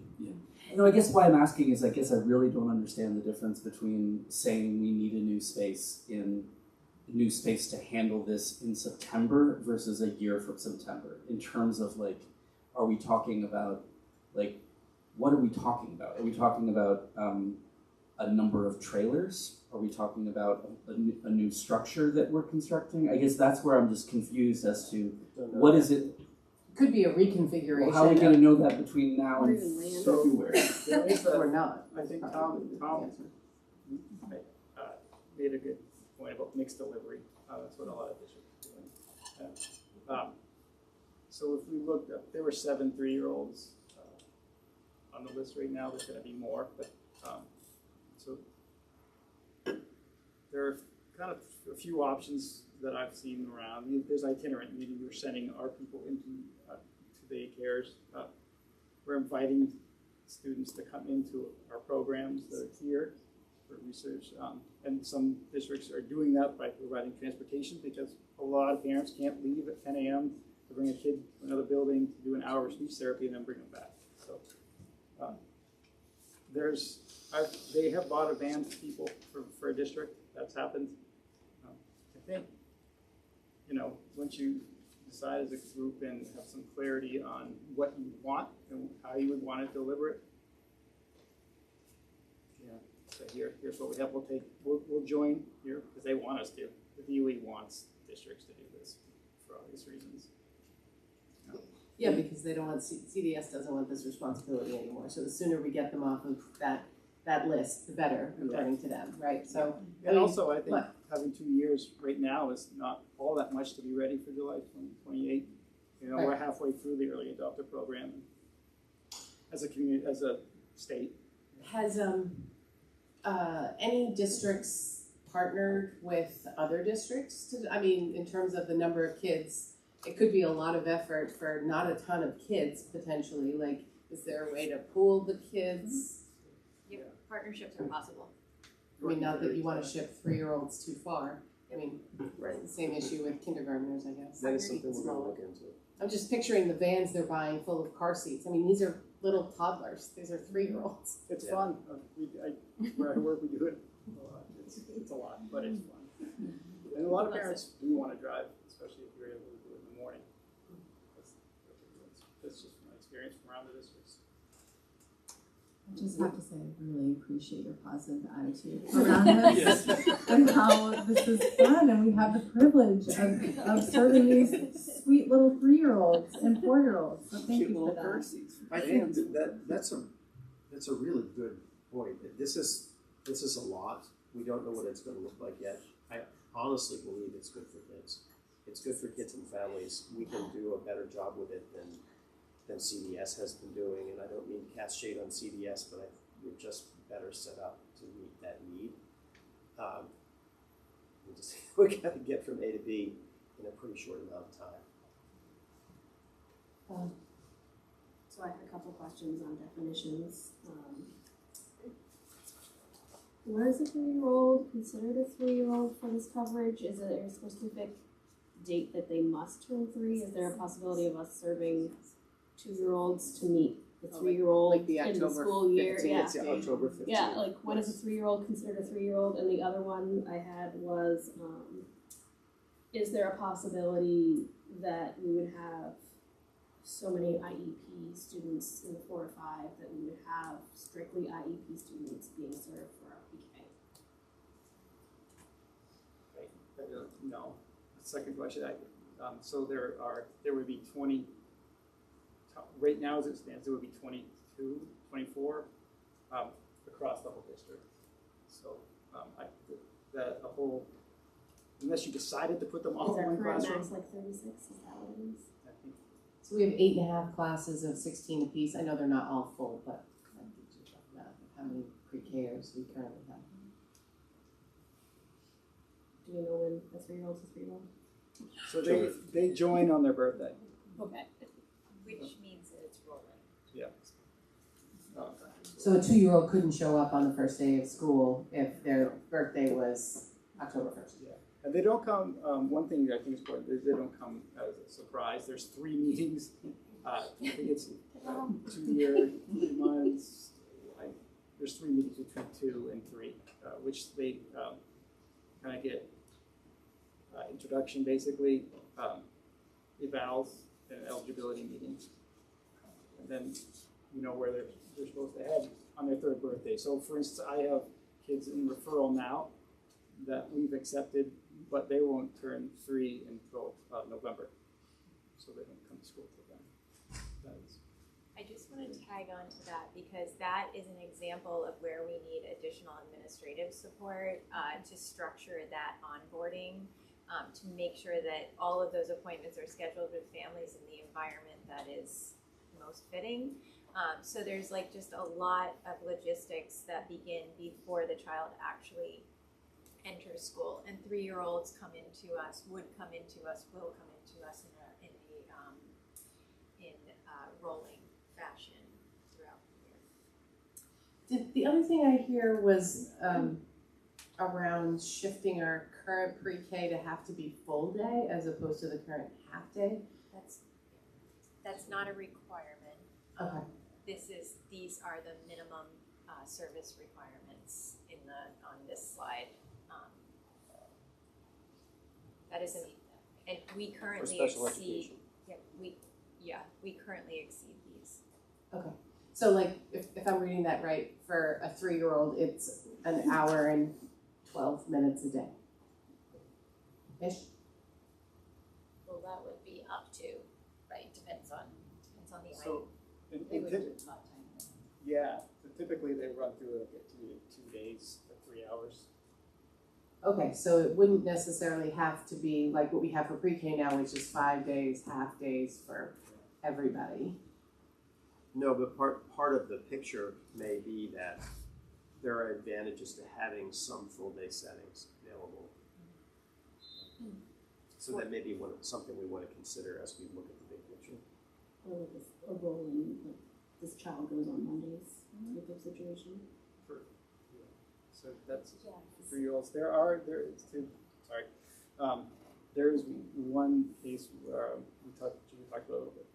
There are some full day students that if it's written in their IEP, they need a full day program. Those are generally just special purpose schools, so students with the highest needs. So are we talking out of district placement for 3-year-olds? Yeah, either one. Yeah. That still exists in this model. That still exists, but we are currently not paying for that. Yeah. Right, and you won't be till 2028 either with cohort or not cohort. Right, But the cohort will pay for that. But we're still responsible for the child find portion at that point in 2028. So becoming practiced in that work is very important.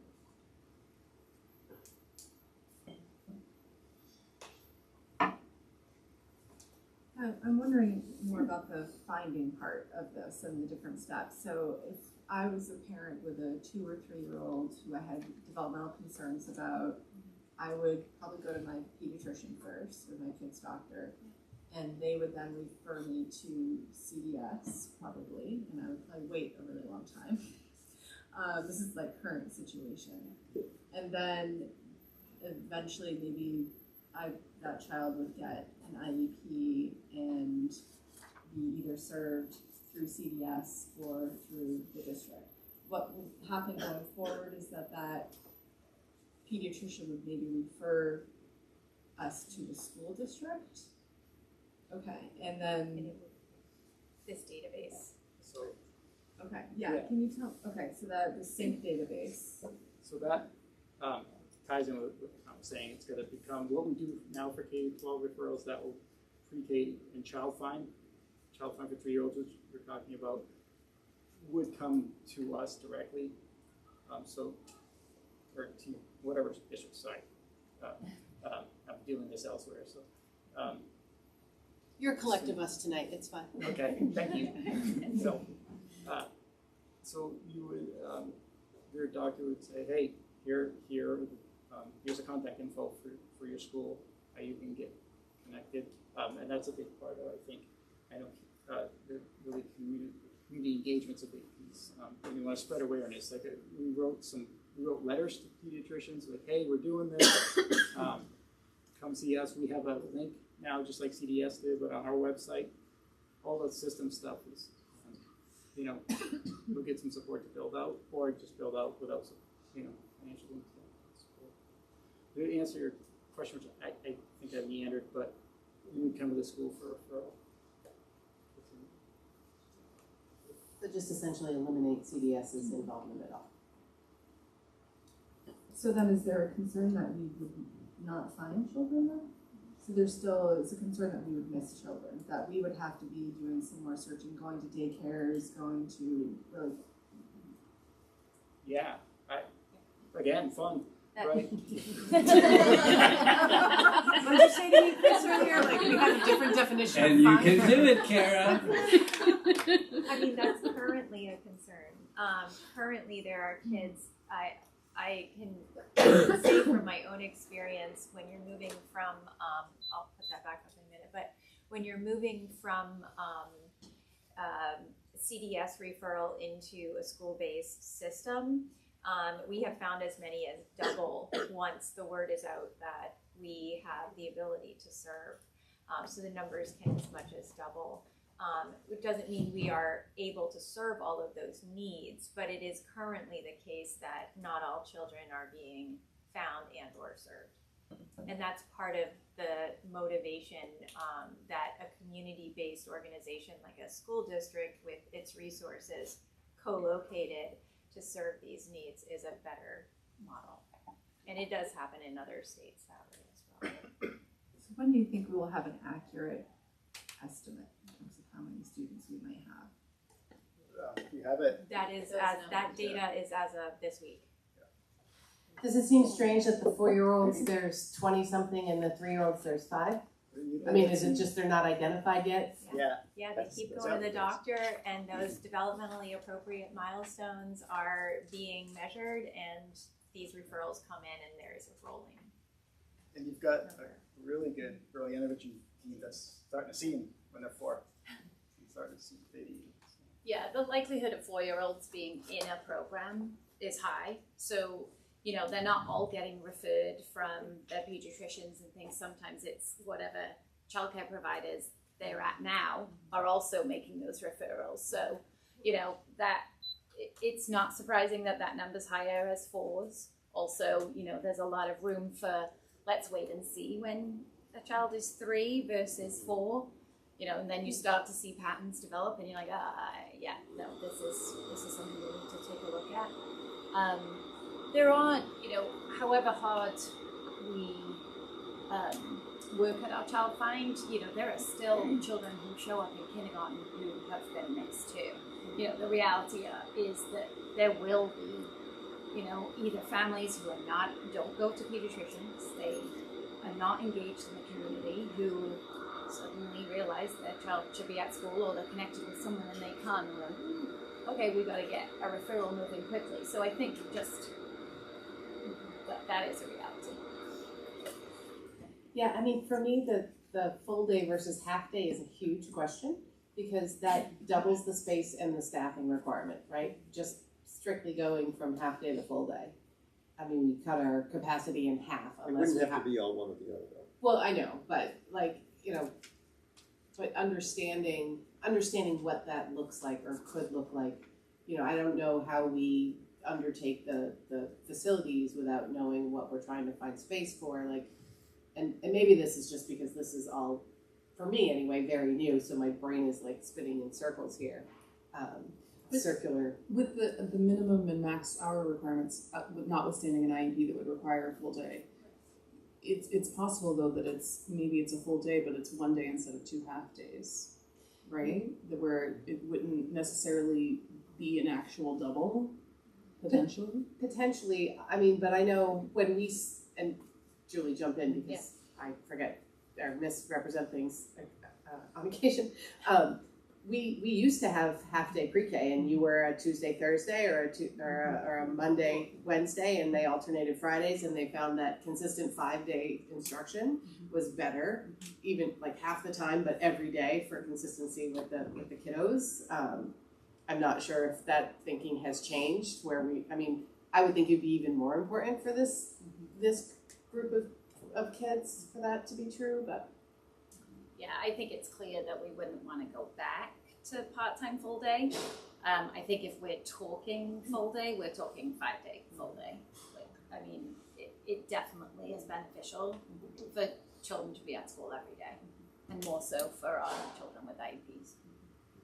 But is there a threshold, like, you know, I'm thinking of a 3-year-old in a school all day. Yeah. That's long. They have nap time installed and snacks and movement breaks that are developmentally appropriate. Ted runs a 3-year-old program currently. Full time for 3-year-olds is basically half days. Typically, in the special purpose schools, unless they're placed out of district, like we have special purpose classrooms, and their full time is 15 hours a week. And you know, there's research is tough on that, but a lot of having extra program for 3-year-olds hasn't proven to be beneficial. Meeting the requirements, 15 hours seems to work really well. And some of these kids, you know, they get an hour of speech, right? So 6 hours of gen ed inclusion is plenty to work on the hour of speech and the goals of the take turn taking, right? It's hard to do if you don't have some other kids around. So I think that's the thinking, and CDS is really admitted they don't really have a school, right? They have a special ed service, so they don't have places. You know, that's been a challenge for them, and that's, I think, one of the beauties of having a district take this stuff on.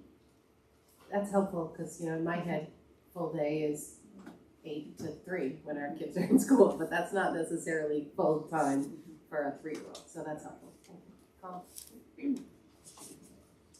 Yeah, again, thank you so much for all of this. I have 1,000 questions, but I'm not going to ask them because I think I'm just going to ask one question, which is how do as a district do we make this decision between now and I'm going to use that February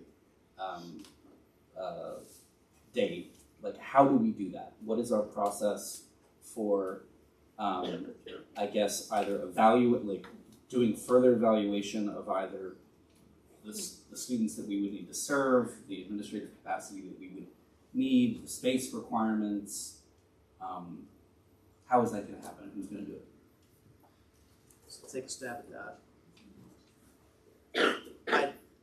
I think it's important to, I hope this doesn't come across as dismissive at all. It's not intended to be.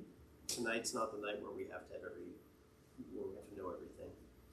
Tonight's the night where we have to grasp the problem. I think the next step is to get much more specific about what the funding from the state will be, so we can make an informed decision about, do we jump sooner or we jump later? And also, we need to have a stakeholder group that I think is looking at all of the options that come before us. So I think if we kind of break the work into chunks, to me, those are the 2 next steps. Develop a stakeholder group and get more specific information about the funding that's available, and then come back to the board with some of that information in the short term. I'm not talking months from now, I'm talking about next month. Yeah, the opportunity cost for me is a big one. Like, what do we lose by pushing out a year? You know, if it's a bucket of money that's gonna be gone before we get to February anyway, we lose nothing. If it's, you know, there's a real opportunity that there's still money to be had and we're gonna have to do these things, whether it's this year or next year, then, you know, that might compel us to do something sooner. For me, that's an important issue. Helen? No, I was just gonna add, in the stakeholder group discussion, and part of that will be the big pieces of the facilities, because you say that's a really major obstacle that we need to think about in terms of where we're gonna put these kids. Exactly. And some of those conversations could be really sensitive. And I think that's where there's also a decision about the timing of how we proceed. I would predict that when we really get into facilities, and I should add another next step, doing a walkthrough with folks who can really help us look at our facilities and see what we can manage. Don't forget to tour the high school. Yeah, how quickly we could move all the high school kids to LL Bean for internships. Let me see if I can get back to my trip. Oh yeah. Sorry. So I think the facilities piece, depending on the options that we end up seeing before us, could be sensitive. And when you have a sensitive topic to talk about, the amount of time that you have to talk about it and invest in bringing people along and considering the options is an important factor in the timing of the overall decision. So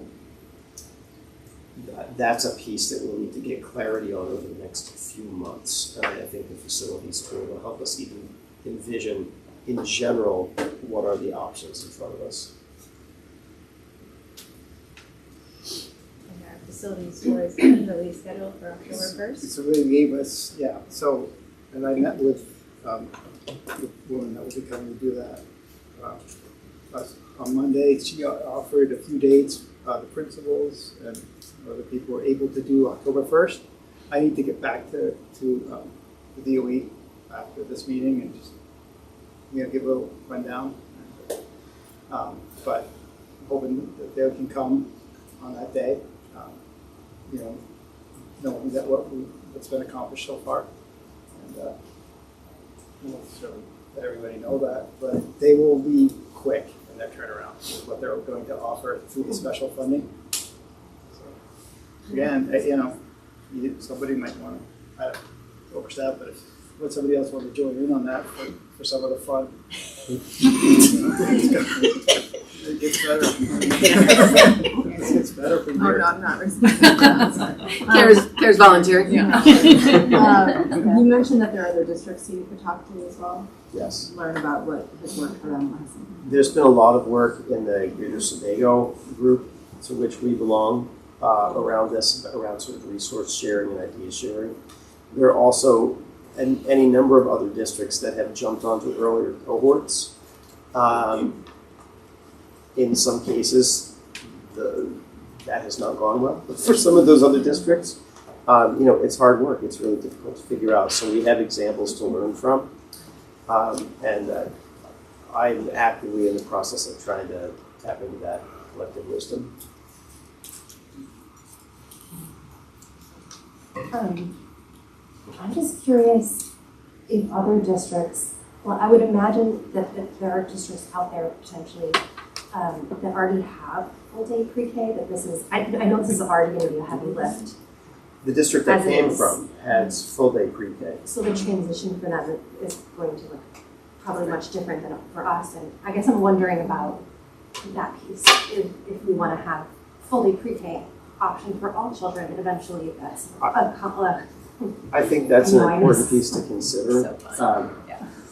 The full day, because there's a different proposition between having a full day 3-year-old program and having a full day 4-year-old program. And we currently have the half day 4-year-old program, but as we look at the bigger picture, it may make sense to think about, is full day 4-year-old programming a good option, and is now the time to integrate that into an overall approach? I don't know the answer to that, but it's worth asking the question. It's certainly, yeah, I think that's a good point, that we want to have that conversation now when we're thinking about facilities and space, and to say, okay, we could accomplish this now with the number of kids we have now and the half-day programs we have now, but if we think that the plan is that we're seeing that maybe full day is a better option for 4-year-olds, we want to be thinking about that in advance of getting there, going, well, it just made sense when we did it, but we didn't think it all through. The other thing I'm just going to throw out there is that, this is a huge undertaking. And I appreciate, this is just a huge undertaking for this, what you gave us tonight, never mind implementing. So thank you for that, for your quick turnaround. But we also have a lot of other large undertakings on the plate this year. This isn't in a vacuum the only thing that, I have full faith in our team to deliver miracles. They do it all the time, but I also don't want to, drown a new administrative team in the district who's undertaking a very meaty strategic plan process and a variety of other things across the district. I just want to, kind of look at it from a global perspective too, that this would be a really heavy lift if there was no other heavy lifts on the plate. Just wanted to say that. I really have to give a lot of credit to the people you see right there. Erica and Julie and Ted have done an incredible amount of work, and their knowledge about this is far more granular than mine. So I'm really leaning on them, and they've done a fantastic job. And we don't want to burn any of those people out. So I just got a thing on that. I would just wonder if do we have budget to bring Ted to every meeting just to kind of be like generally positive? Just like kind of like just encouraging, kind of like the boss tone in the Mighty Mighty Boss Tones, the guy who just dances. The fun. Are you saying you need him to dance? That might be less fun.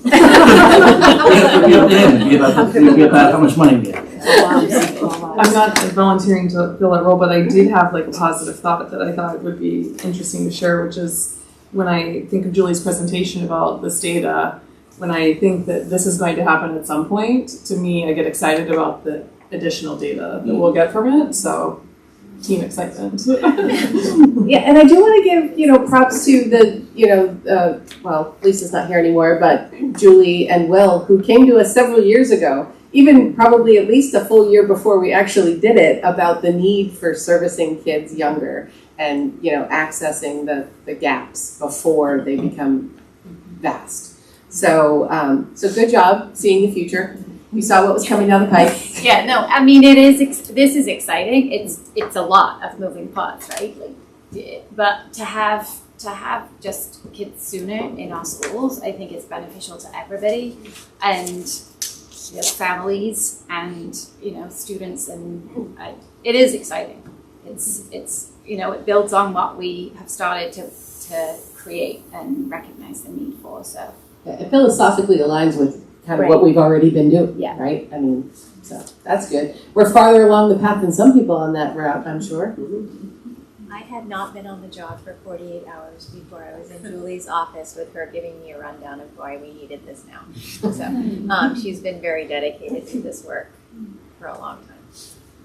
Okay, so we can expect some updates in the next month or so about site visits and funding and I think you might get an update every board meeting. Okay, great. Your superintendent reports are just going to keep getting longer. We want updates on strategic plan. We want updates on CDS. Just out of curiosity, this is an actual question, not.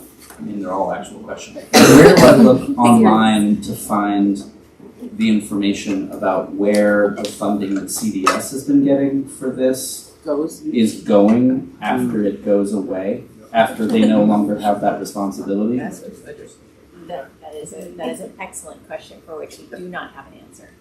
We don't have an answer because it had the answer doesn't exist. This is not for you. This is not for you. Legislator. I've received no communication about this at all. Theoretically speaking, it probably, it is coming from the state, which funds CDS, which also funds subsidy. It will run through the EPS. Maybe it's reallocated there. I don't know. Or maybe they didn't have it to begin with. Or they didn't, right, well, Or much. or not enough, yeah. So meaning Michelle, that then we were serving these additional kids, once we They had would this in be in place, our they would count. be in the funding formula that we get, of the funding we get from the state. Yes. Yes. Yes. Does that make sense, Paul? Yeah, like, I guess, like, again, an honest question is like, where do I find the information about what funding CDS got last year for this work? Like, what line item is it under? I mean, I guess I'll just say, I couldn't give you that specific answer, but as someone that is familiar with the state budget, it is really an extremely difficult budget environment right now. There was a shortfall last year, and so I would say if there's any risk of any of these funds going away at all, certainly like the money being taken from CBS is it's just gone. It's gone into other programs, it's gone into so many other places. There's so many things that need funding right now that just don't have it, and it's really unfortunate. So I mean, I know we're not looking for an answer tonight, but from my perspective, grabbing as much of that money, like, while we can, because I think there's no guarantees. And we know for sure it'll be going off the table by 2028. And Yeah. I don't The know. 100% level. Yeah, and I don't know if DOE is giving any confidence about whether that money will definitely be there until 2028. Yes. Yeah, it's written into the law. Yeah. And hopefully that wouldn't change. But Right, yeah.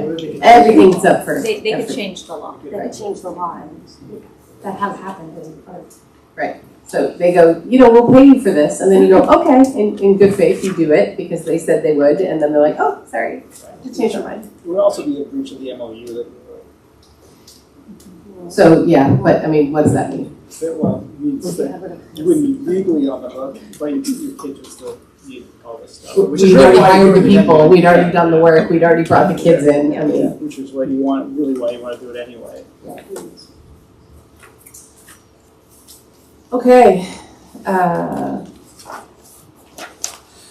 How's everybody feel about that? But I think we all need to process a bit more. Okay. Are you up again? Yeah. Oh, you are. Oh. Do you need a drink of water, Erica, before we move you on to the next one? No, I'm just encouraging her to encourage you all, if you come up with questions before the next meeting, make sure to send them, email them. Yeah, as you're thinking of these things. Yeah. I can begin to assemble an FAQ with your questions so that we can just show those, for our purposes and for public history, because we will have a lot of Questions, yeah. And I'm sure they will be a lot of the same questions from a variety of different folks. So yeah, that's a great idea. Thank you. Okay. While it seems hard to believe, the next package from Erica is actually even bigger than the last one. So we'll let her get started on that. Are you going to project that one up as well? I will, yes. Okay. And I think it might be better to view on the screen potentially. Yeah. But it's totally up to you. Okay. So we will move on to 9D, the beginning of year achievement data. You don't have to move if you don't want to. I can keep you out of the screen. No, it's okay. We can't see it though. Okay. That's true. So again, I learned this habit of introducing myself every time I'm at the podium from a last position, and in case anybody's watching at home, I find it sometimes helpful to redo that, so forgive me and direct me if that's not your preferred method. So Erica Mazzeo, Assistant Superintendent, you had asked me in the last meeting to offer a beginning of year data overview for you. And I shared that I would be able to do that at kind of like the surface level. And so this presentation tonight is really a look at where we ended last year. Julie did share in her earlier presentation that it's like what we refer to as end of year data. Sometimes we throw out an acronym because we're known for that. We call it EOY, but I will try not to do that. But, so we're basically looking at where we ended last year so as to inform the work that we are launching into this year. So with that, I would like to, before I advance the slide, I just want to acknowledge the incredible work that has happened in this district to date. This feels like a very advantaged starting place. It feels like a very strong starting place. I think a lot of districts would prefer to be in your position when they start their year looking at the data from the year prior. So it is with that position that I offer you opportunities for growth. So I will just start with, I guess I don't really make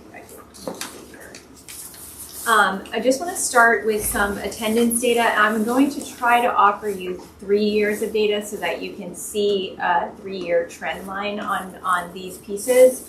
But with regard to attendance, this is at our aggregate level, so meaning all of our schools are brought together to demonstrate how we're growing in the area of reducing chronic absenteeism and truancy.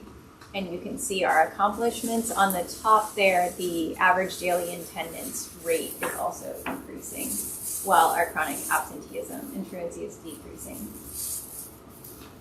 That's a positive one. Really excited about this one. As a former athlete myself, this feels really strong to be able to show you how much extracurricular participation we have our kids engaged in here in RSU 5 across the seasons and the grade levels and the programs, with community programs being a major partner in that. This is that in a visual, same information.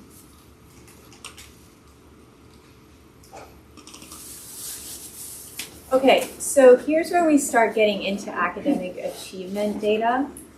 I am, again, I'm focused in these data sets on our end of year. So how did we finish? So did our kids meet or exceed grade level expectations? And wherever we landed, what is that telling us about what they need next?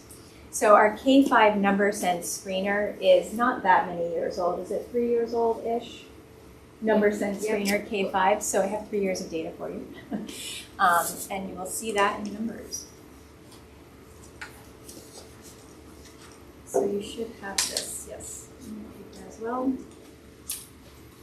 So these are just quick assessments that we utilize to look at grade level content mastery and understand how our students are performing up against the Common Core state standards for math. There's an assessment rubric for each task, and then this is administered and scored knee to knee with kiddos in the classroom. It's not a computer adaptive.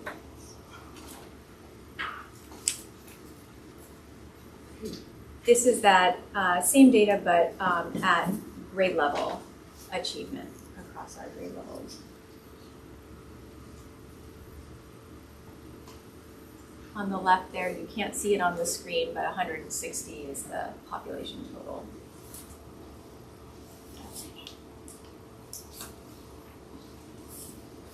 Happy to take questions.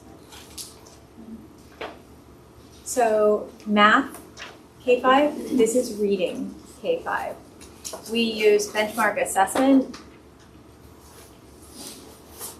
for our K-5 readers. That's a knee-to-knee assessment. We administer that through our strategists and specialists in our buildings. So our classroom teachers are partners in that work, but it is delivered sort of objectively by a third party within the building.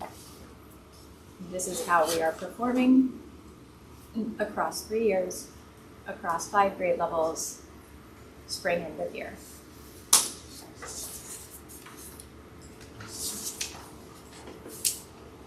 This is another way of looking at that same data set. I don't know about you, but sometimes it's helpful for me to see things, the same things represented differently. So if I didn't hit the mark, I accept feedback. Can I just ask, to these, this isn't following the same cohort, so it's not like I would look at the, red over here and then move to the next color. It's the same, red is the same grade for Yep. years.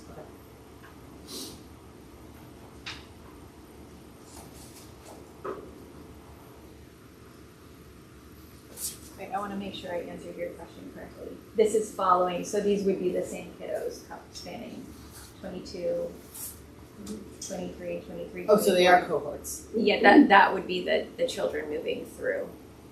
Oh, wait. So the same No. kid would be on the No, whole my apologies. This is, I pulled these data from our state report and this is end of year. Yes, yeah, So you would- first answer was You would correct. take a third grade and then you would jump to the fourth grade and then you jump to the fifth grade to see the same group of kids. Okay. And these are the same data we reported to the state of Maine in our annual comprehensive needs assessment.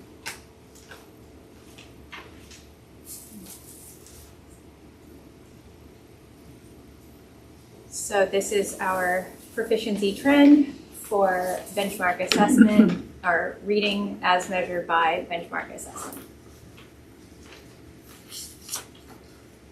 Okay, so when we get into third grade, and I know we're cutting kind of like back to third grade because we just talked about K-5, it is best practice to have two measures. So it is definitely not uncommon to see two measures across K-5. So beginning in third grade, we administer the NWEA assessment. The state also participates in that now with its through-year overlay on that. I won't get into the through-year piece. I'm going to just keep us in what we know with the NWEA.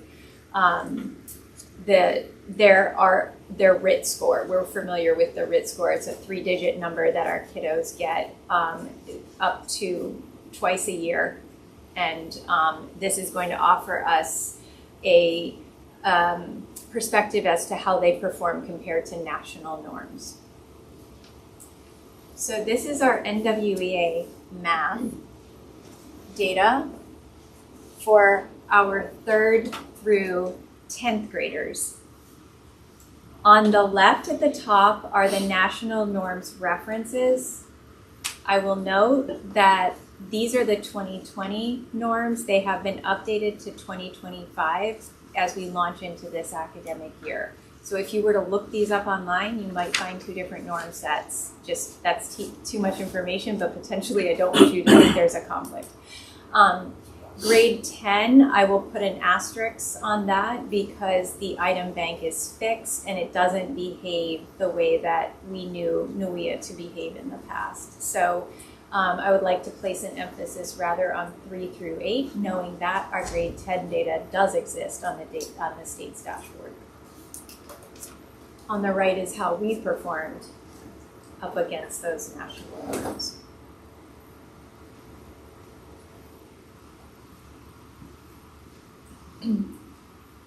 The dotted lines are those benchmark per the norms, and then how we're performing compared to that benchmark. The benchmark is placed at 42 to 60% achievement. And so this is what you're probably accustomed to seeing. I think you're probably accustomed to seeing us perform at this level. So we're slightly above benchmark. The way that NWEA is divided in terms of achievement, 0 to 21% achievement is going to be that lowest range, highest need for intervention, what we often call tier 3 intervention. From 22 to 41% is the next highest need, what we often refer to as tier 2 intervention. 42 to 60% is that benchmark level. So those are kiddos who are in our tier 1 setting and who are advancing to meet these, at or above expectations. The challenge that we have next is NOWEA places career and college ready benchmarking at the 61st percent or higher. So I just want to acknowledge that we haven't previously been looking at these data in that manner. We haven't previously been elevating the like that challenge to ourselves to the 61st or better. And that is really where we want 80% of our kids at that level, so that we are trending from the earliest grades to that meet or exceed the college and career benchmark. So my next pieces are going to show you how we compare against those benchmarks.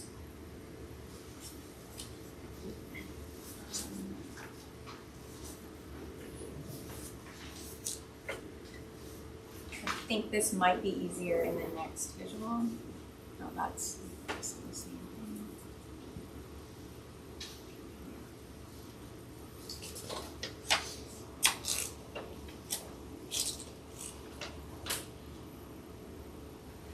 So this leaves us opportunity for growth.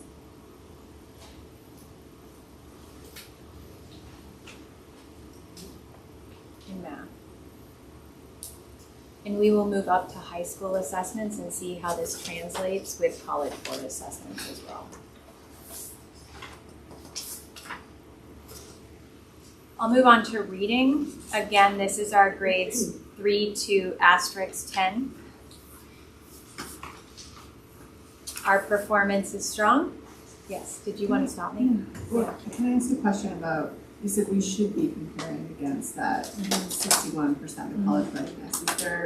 Can you tell us more about why that's what we should be doing? Sure. The testing body, the Northwest Evaluation Association, that they have done the research to determine the predictive level of success when a child crosses our stage and heads on to the next stage of their, whether it's technical training or it is to a 2 or 4 year institution, post-secondary.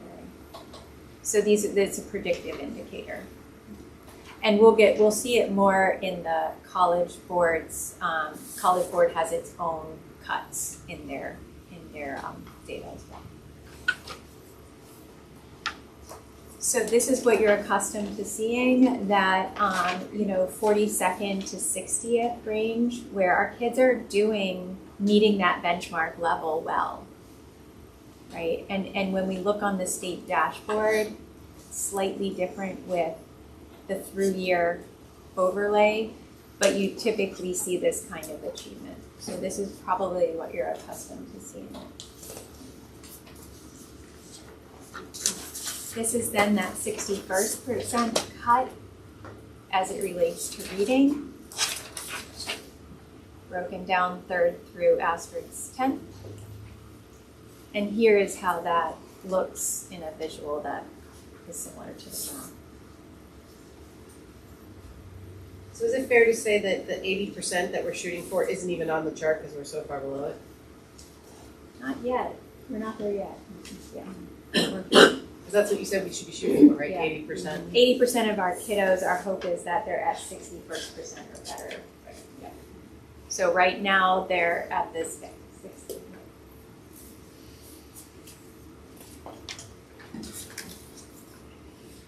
Third graders are most prepared for career and college readiness. Good to know. They're doing great. Yes, yeah. I have a question. Yeah.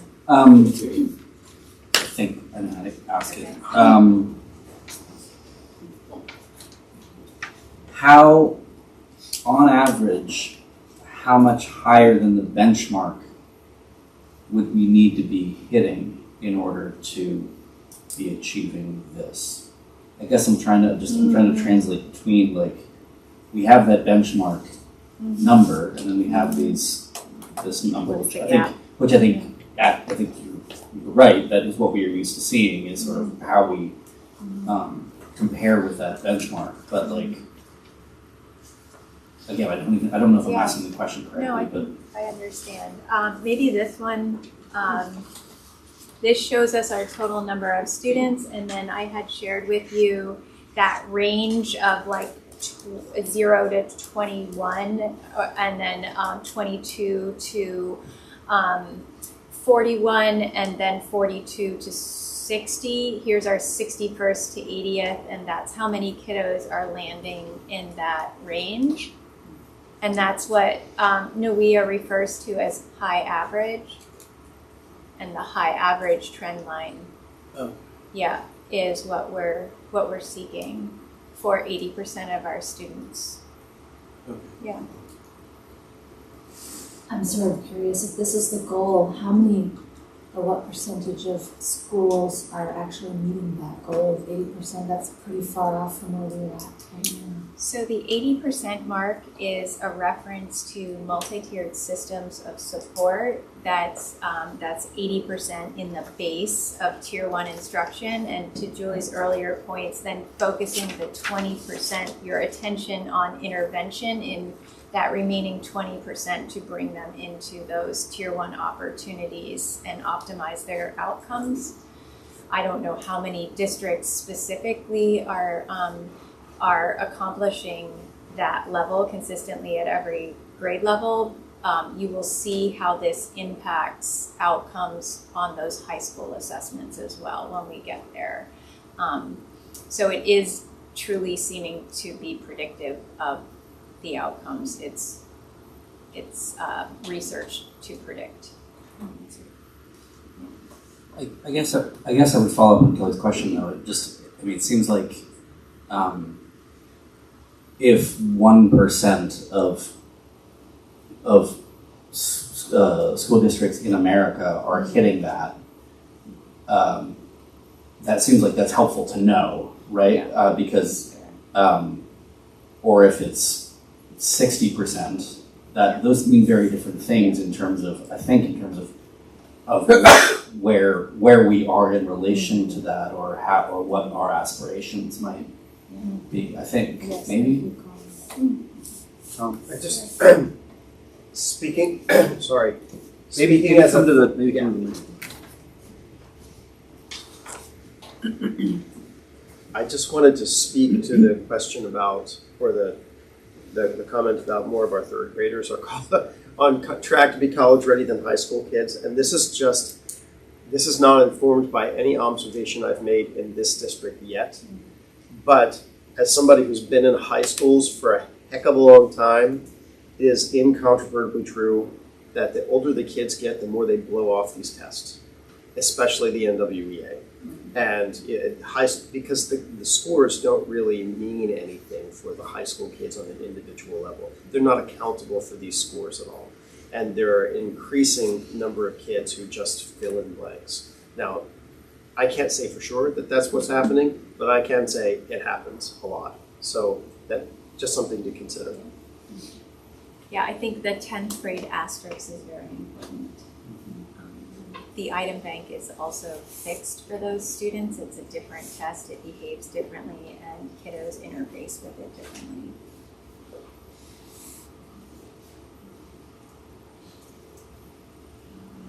I'll move on to some of our high school data. So the PSAT and SAT, I can repeat this later in the presentation.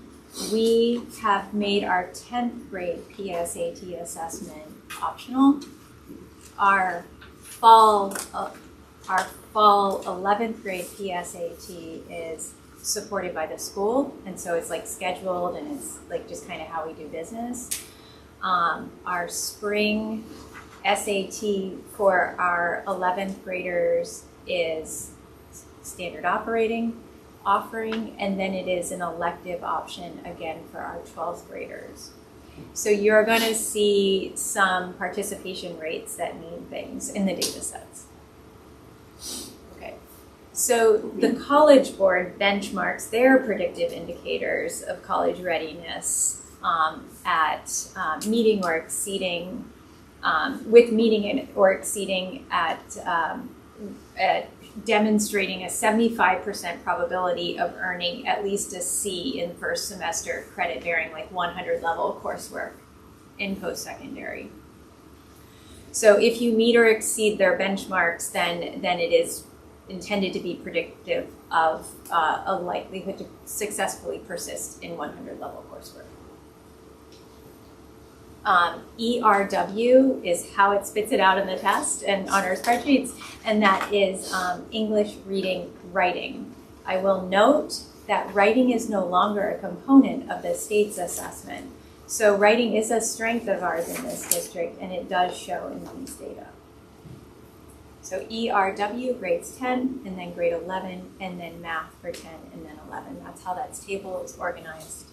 So can I just add the math, those are very similar colors to me. We're not very well. Is 11 the top line? Yeah. Oh, sorry. Yeah, no worries. So what Kelly was asking about is on the right side of the slide there, the math trends piece. So our the darker line is our 11th grade, and that's on the top. So that top line, and then the lighter blue line, my apologies, clearly my artistry is not as clear as it could be. But then grade 10 is that lighter line. Trending up.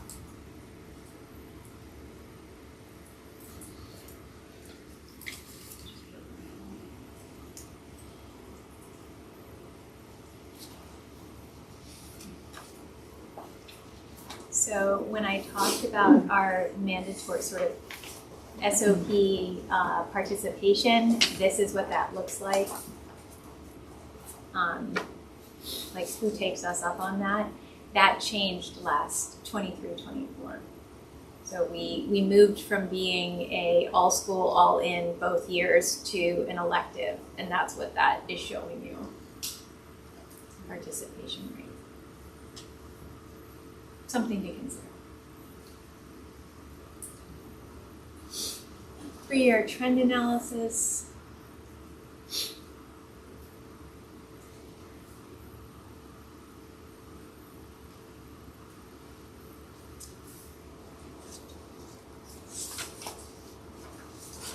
So this is the PSAT, and that is that 10th grade optional, 11th grade fall, right? Now we're going to move into the SAT. So the benchmarks for SAT are like these 3-digit scores, and they have they're cut at the 75%, or they're indicating that 75% chance of earning a C or better if you have like at least at this level. And that ERW again is English, reading, writing.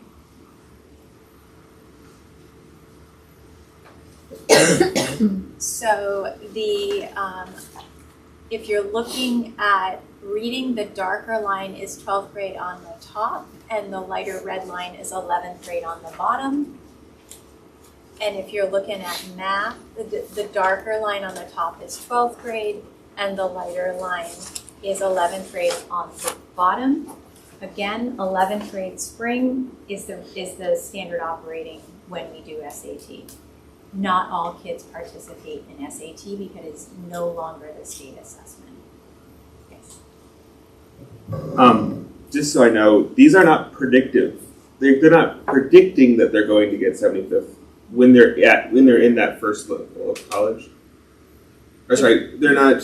Like, yeah. So yeah. There's a big difference between the 11th and the 12th grade. Yes. So they're saying that the 11th grade students, if they were currently enrolled in a college course, a 100 course, 75% of them would get a C or above if they had a 480 or higher. They're not saying that in 2 years, when they get to a first college course.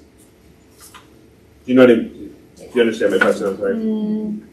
Like the previous ones, the K through 8 were predictions, whereas these ones are not predictions. Or is there really a big difference between our 11th and 12th grades?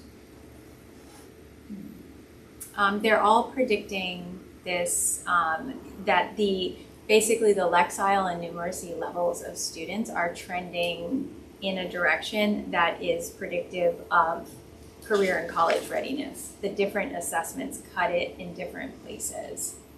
Yeah.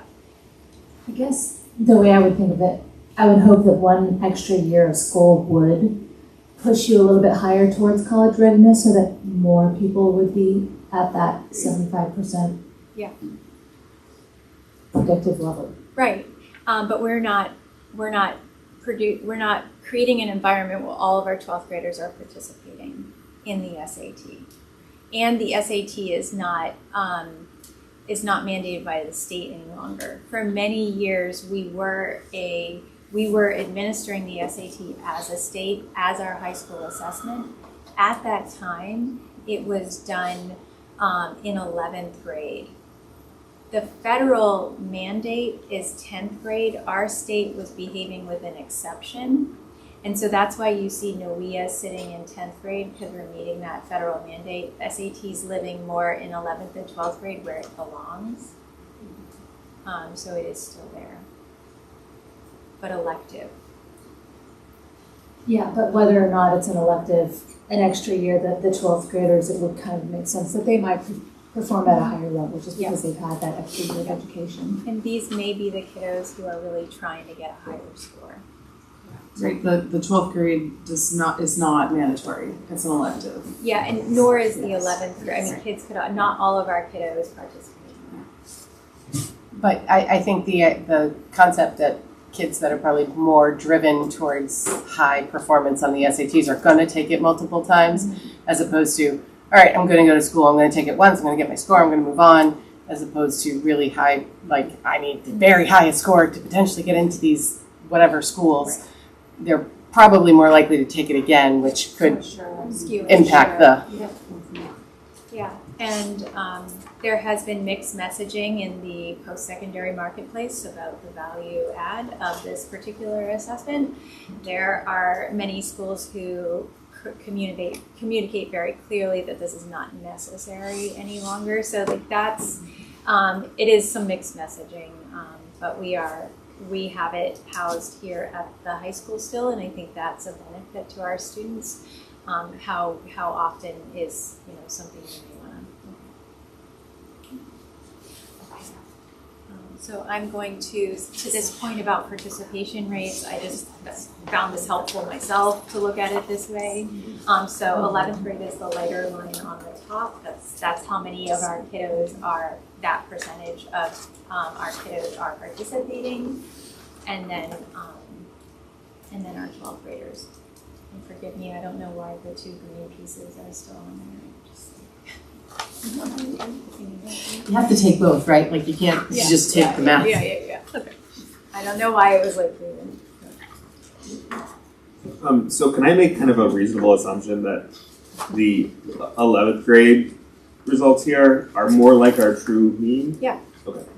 Absolutely, because our participation rate. Yes, good observation. Thank you.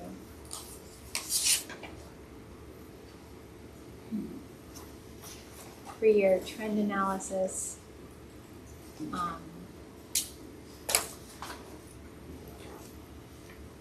Not every kiddo wants to participate in the. Yes. Were you about to say something? I was just circling the 25-point drop in 12th grade math. That's a big one. Not every child wants to participate in the standardized assessment. Not every family finds this, of high relevance, or, it might not be. They're right. Some of them are right. Some of them, this is not the thing they need. I personally, standardized assessment, this makes me so uncomfortable because there are so many other ways to measure and demonstrate mastery and growth. These are the pieces that get on the state dashboard that we get measured up against that do have a predictive quality statistically. So this is, it's real, and it's not why we do what we do, but it's there. Science. This is a tricky one, okay, because the state transitioned to next generation science standards a little bit late in the next generation science standard game and didn't offer districts a lot of support in doing that. This assessment also measures sciences in an interdisciplinary manner, which means that at every grade level at which science is measured, 5th, 8th, and 11th, 3 times in a child's educational journey, not with the same assessment if you're a child in that journey in this state, added deltas all over the place, then you are taking an earth, life, and physical science assessment that also contains engineering components in the physical sciences. So you're taking an interdisciplinary science assessment. In elementary school, that has typically been our approach.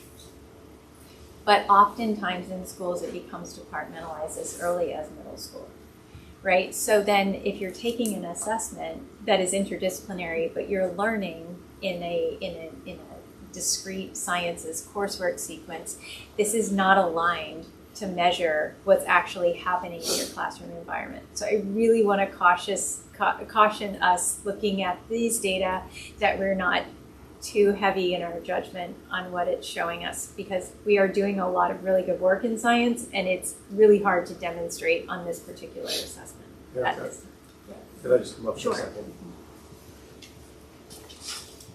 Might need some positivity from Yes. Tom. You're not going to get it because I'm just No, going not you, Tom. Ted. Oh, Ted. We need Ted. I'm just going to be blunt. This is not a good assessment, especially at the high school level. And again, this means absolutely zero to the kids on an individual basis. They're pulled out of class. They have they miss a bunch of class 4 time hours. to take an assessment that is not really well calibrated to what science actually means. I would take it with a grain of salt. Please.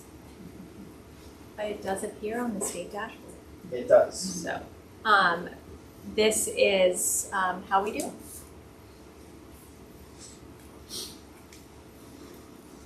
I've seen a lot worse. That's positive. It's not TED level positivity, but it's Yeah.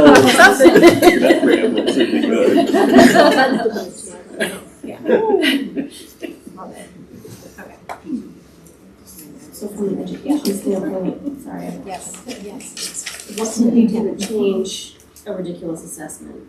Not much. Well, I mean, can we lobby our local legislator to be like, hey, what's going on with this thing? So I have had the opportunity to participate in requests for proposal with the state, with our state assessments, both in the sciences and the math and the reading and all of these different instruments. I've been at those tables. It is driven by federal compliance. We can grab a better assessment, but it's the federal compliance pieces that are really, at the end of the day, kind of telling us what we can and can't do, which runs sort of up against what we know is best often. For example, the main through year assessment kind of locks in on at, below, or above. It's only looking to determine if our kids are at grade level, below, or above. Not really concerned with, well, where are they and how much do they need to grow and like what would be most, it's like not asking those questions. Our traditional use of NUIA, we do that. So that's why I'm asking us to stay in the realm of like our traditional use of NUIA. We can take that 3-digit score, we can disaggregate it into all the areas of learning in that content area, and we can take action in our multi-tiered systems of support. The main through-year data doesn't offer us that information. That's not what we need to lean into. With science, it will probably be back up for proposal, and we will probably be at the table having very similar conversations. You're right, takes advocacy. I don't know that the state loves having me at the table. I'm not afraid to say it's terrible. Please keep sitting at the table. It's an important place, yeah. And while you're there, ask them where the money for the Yeah. CDS is. I think Maura has questions.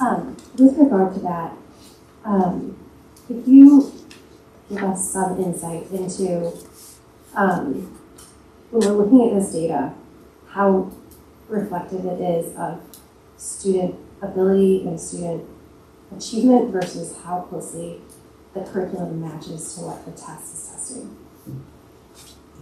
Great question. Okay.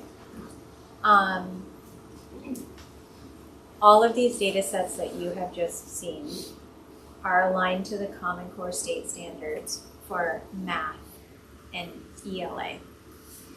I'm saying generically ELA because some of them are specifically reading.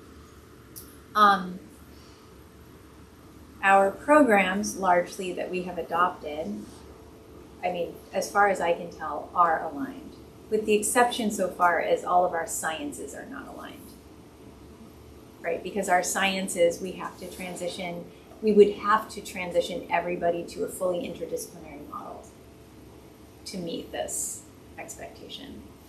That's not to say that the work that we're doing isn't next generation science standard aligned.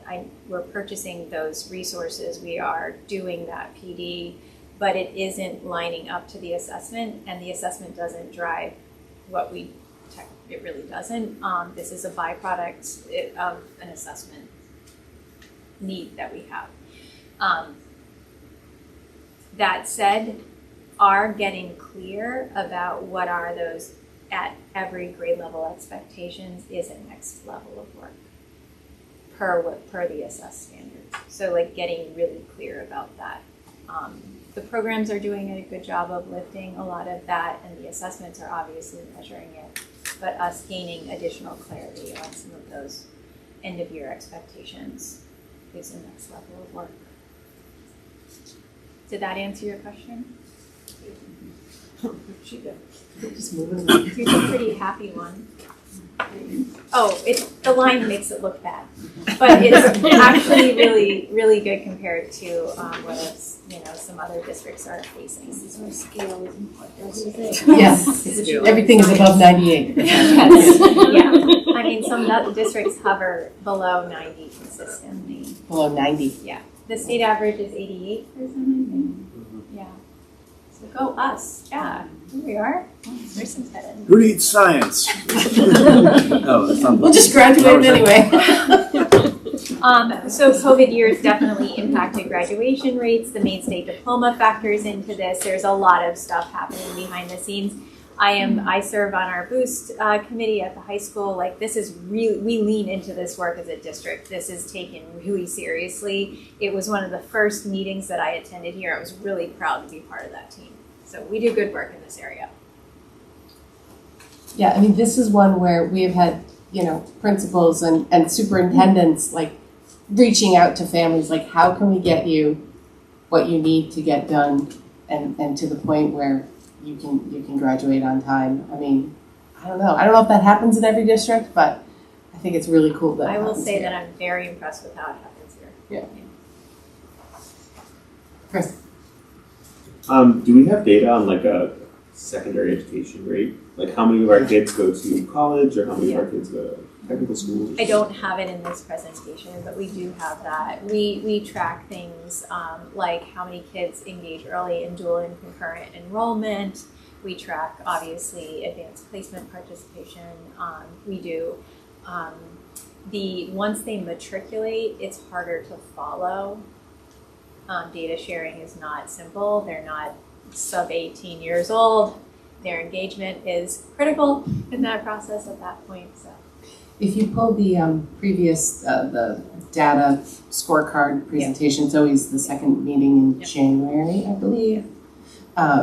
You can see some of that data's in there. And I do have it in our comprehensive needs assessment that we do every year as well. So if that's something of interest, I'm sure. And maybe it would be appropriate to have the high school here for that conversation.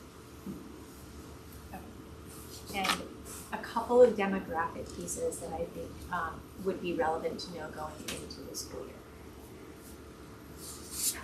Our multilingual learner population trend.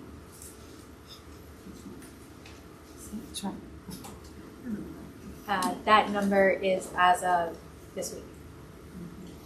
So I did say most of the data was end of year last year. I followed this into this year for the purpose of planning.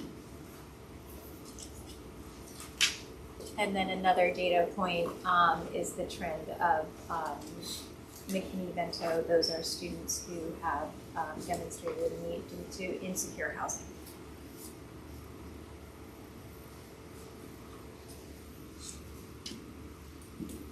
And that is all I have on my sort of quickly assembled data overview for you. Thank you, Erica. Questions? I know we were peppering with questions while she went along. Any other detail? Is that sort of the high numbers at the beginning of this chart? Are those the new manners in our district? Yeah. Well, some of them were. Yeah, for sure.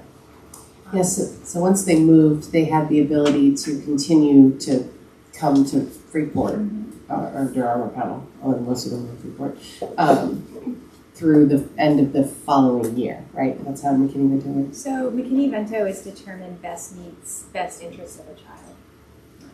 Best interest of the child determination is made, and it's done on a case-by-case basis. High schoolers, we really want to support them persisting in the environment in which they started high school, if possible. Sometimes that's not possible.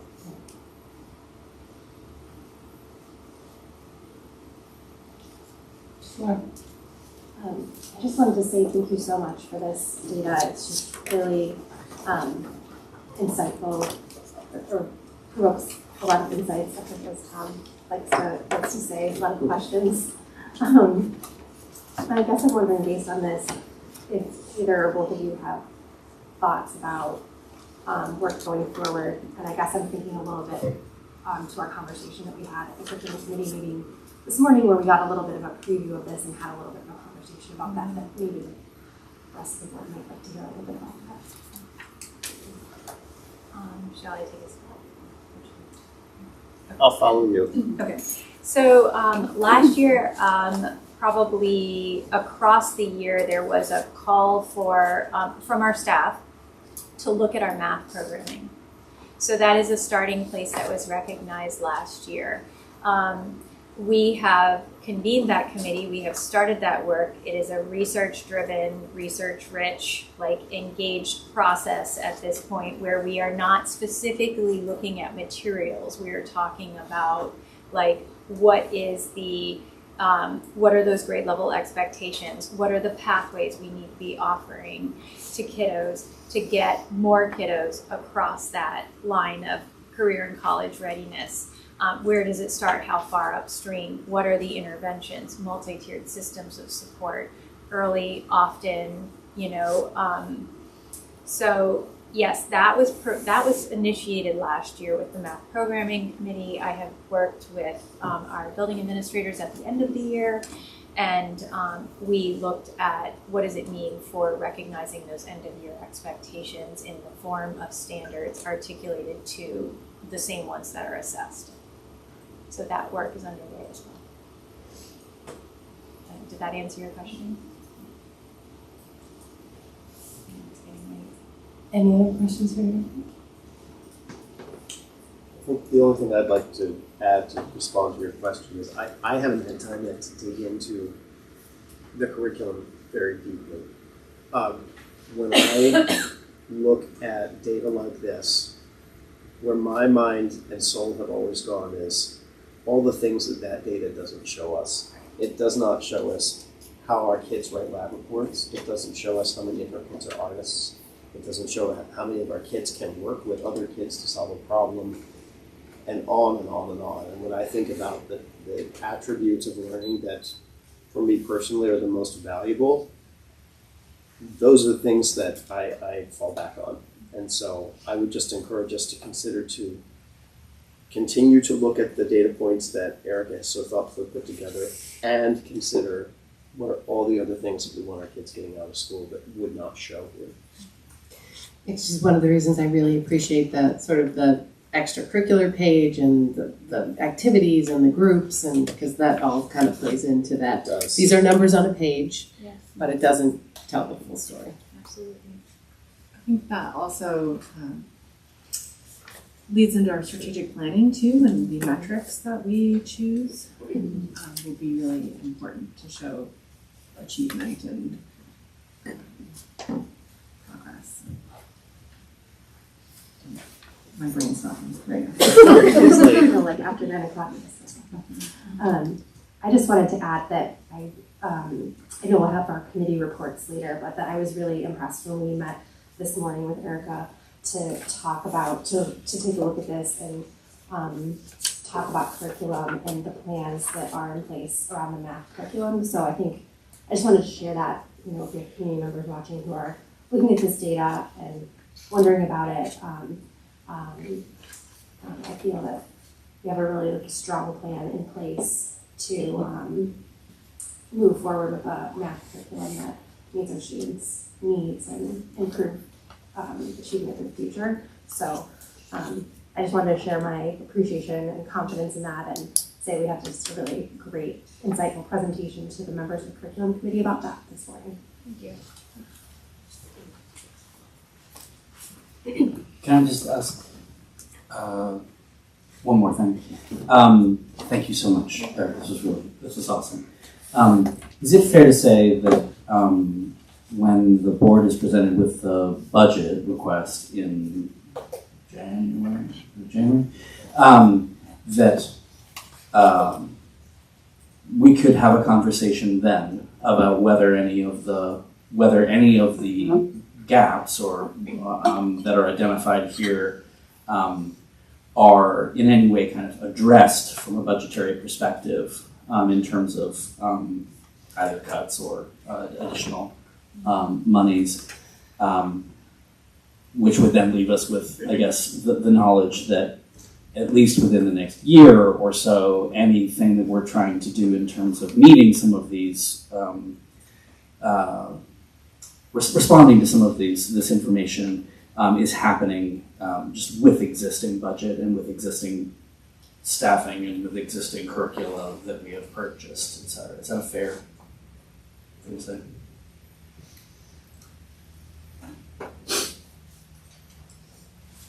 Thank you, Erica. Made you stand for a long time. All right.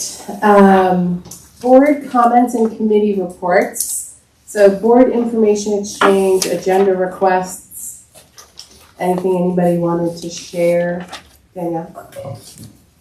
So I'll share a little bit about the curriculum meeting that we had today. So I agree with Maura. It was a great meeting with Erica, and Anna was there as well. And I think we came up with a really good work plan of great things that we're going to address throughout the year, with the math being on there as a big one, and the budget, of course, of what we need to do to support that.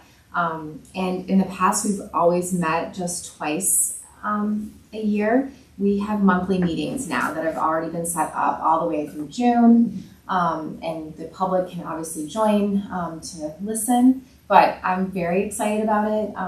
It was really a great start, I think, to the meeting. So thank you, Erica, for everything.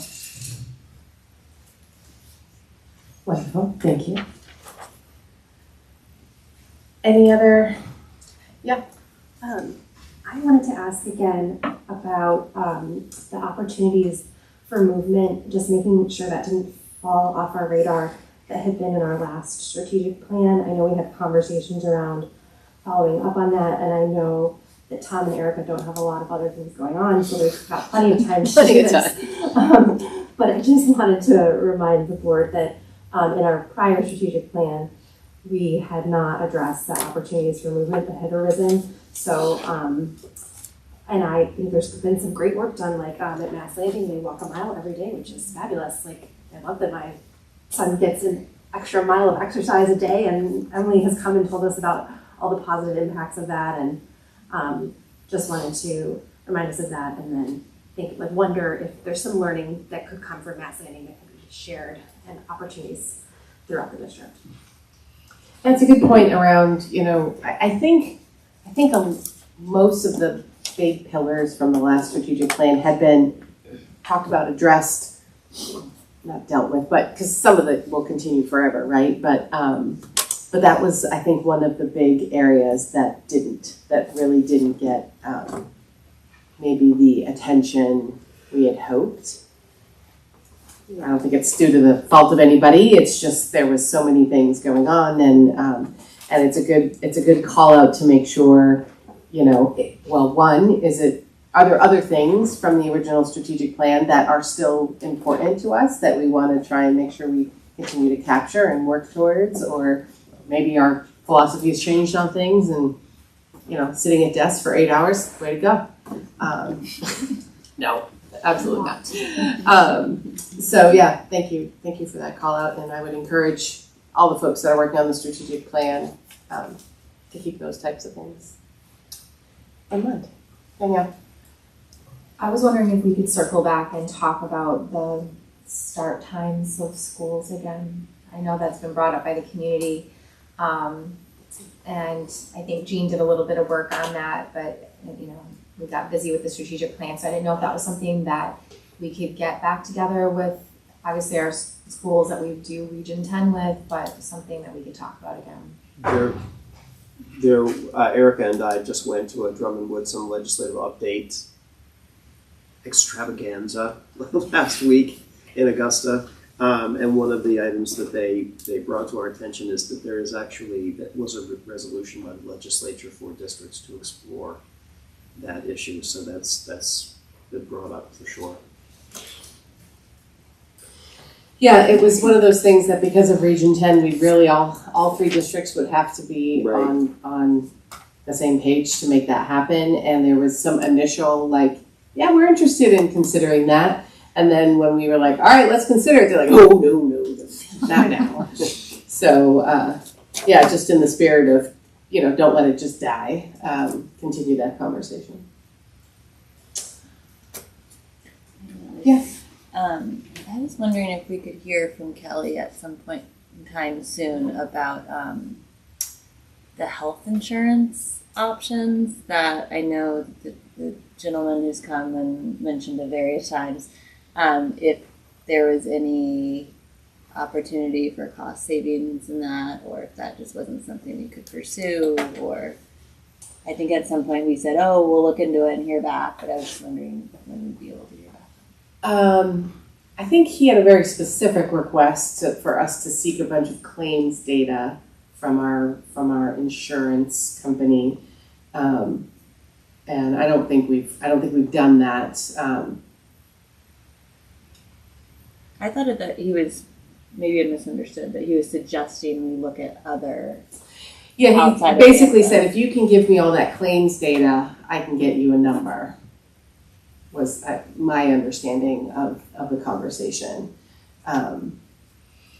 And, as members of that trust, we would be entitled to that information, whereas an individual insurance broker would not. So I think that was the request. I don't know. I know for this is probably a finance committee question, and certainly we publish those agendas as well, and we can certainly make sure you're aware of it if you're interested in hearing more about the health insurance piece. I don't know how it. Obviously, there's contractual obligations with our contract says. I think we actually list the program we use now or similar, right? So there is, I think, some flexibility if we found something that was materially similar, we could switch it. But what I don't know is where we are in our contract as it relates to ability to put it out to bid. I know we've had this conversation about the property and casualty insurance. Like you have to tell them by July 1st if you plan to go out to bid in the next year, right? So I don't know if it's similar to the health insurance or not, but certainly something we can put on our finance. We're working on our finance work plan as well. So thank you for that. Michelle. Yeah. Just in addition to that, it seems like we had a conversation on the finance committee last year that we were going to look into other districts and what they were using just to compare. And I'm not really sure what kind of work has been done towards that end yet, but that was part of the conversation back then. Around the health insurance? Michelle. Yep. Also, I think just to be clear, or at least to clarify my understanding, we did not make any commitment to any particular individual or company to evaluate something so that that individual's company would be evaluated as the sole other option other than what we are looking at. Oh, absolutely, What I right, yeah. recall we agreed to would be more along the lines of what Kelly was just suggesting, of just understanding a bit more what are our options. So that if there is a local company that is interested in bidding, that they understand what the landscape looks like. So just to clarify that it's not, we're not looking to provide any particular information to any particular company. Absolutely, yeah. I mean, something like insurance, that would clearly be covered by our policy around, sending major things out to bid, with a very clear, laid out process on what that looks like, how many different providers it goes out to, et cetera. Thank you for the clarification. You guys are chatty about board information at 9:35. Anything else? All right, I'm gonna throw it to Kelly for facilities and operations. I feel barely coherent at this point. Love that. All right, so we had a meeting on September 10th, and there were a number of items discussed at that meeting. First of all, Glenn talked to us about the new leach field that has been installed at Pownell, and it is now at completion. So good job for getting that done. Just to kind of go over some of the numbers, they did have to remove swing sets in order to install the leach field and level the ground, so they had to install some new ones. That added a little bit to the cost, but the whole entire project still came in well under the $450,000 that we authorized from capital reserves. So that is good news. Update on phase 1 projects. There was a very extensive list, some of which are completed, some of which are still in progress. The lighting project, we are still waiting on the status on materials, and that's kind of the big holdup there, but we're hoping to get started on replacing our lights in the buildings mid-October perhaps.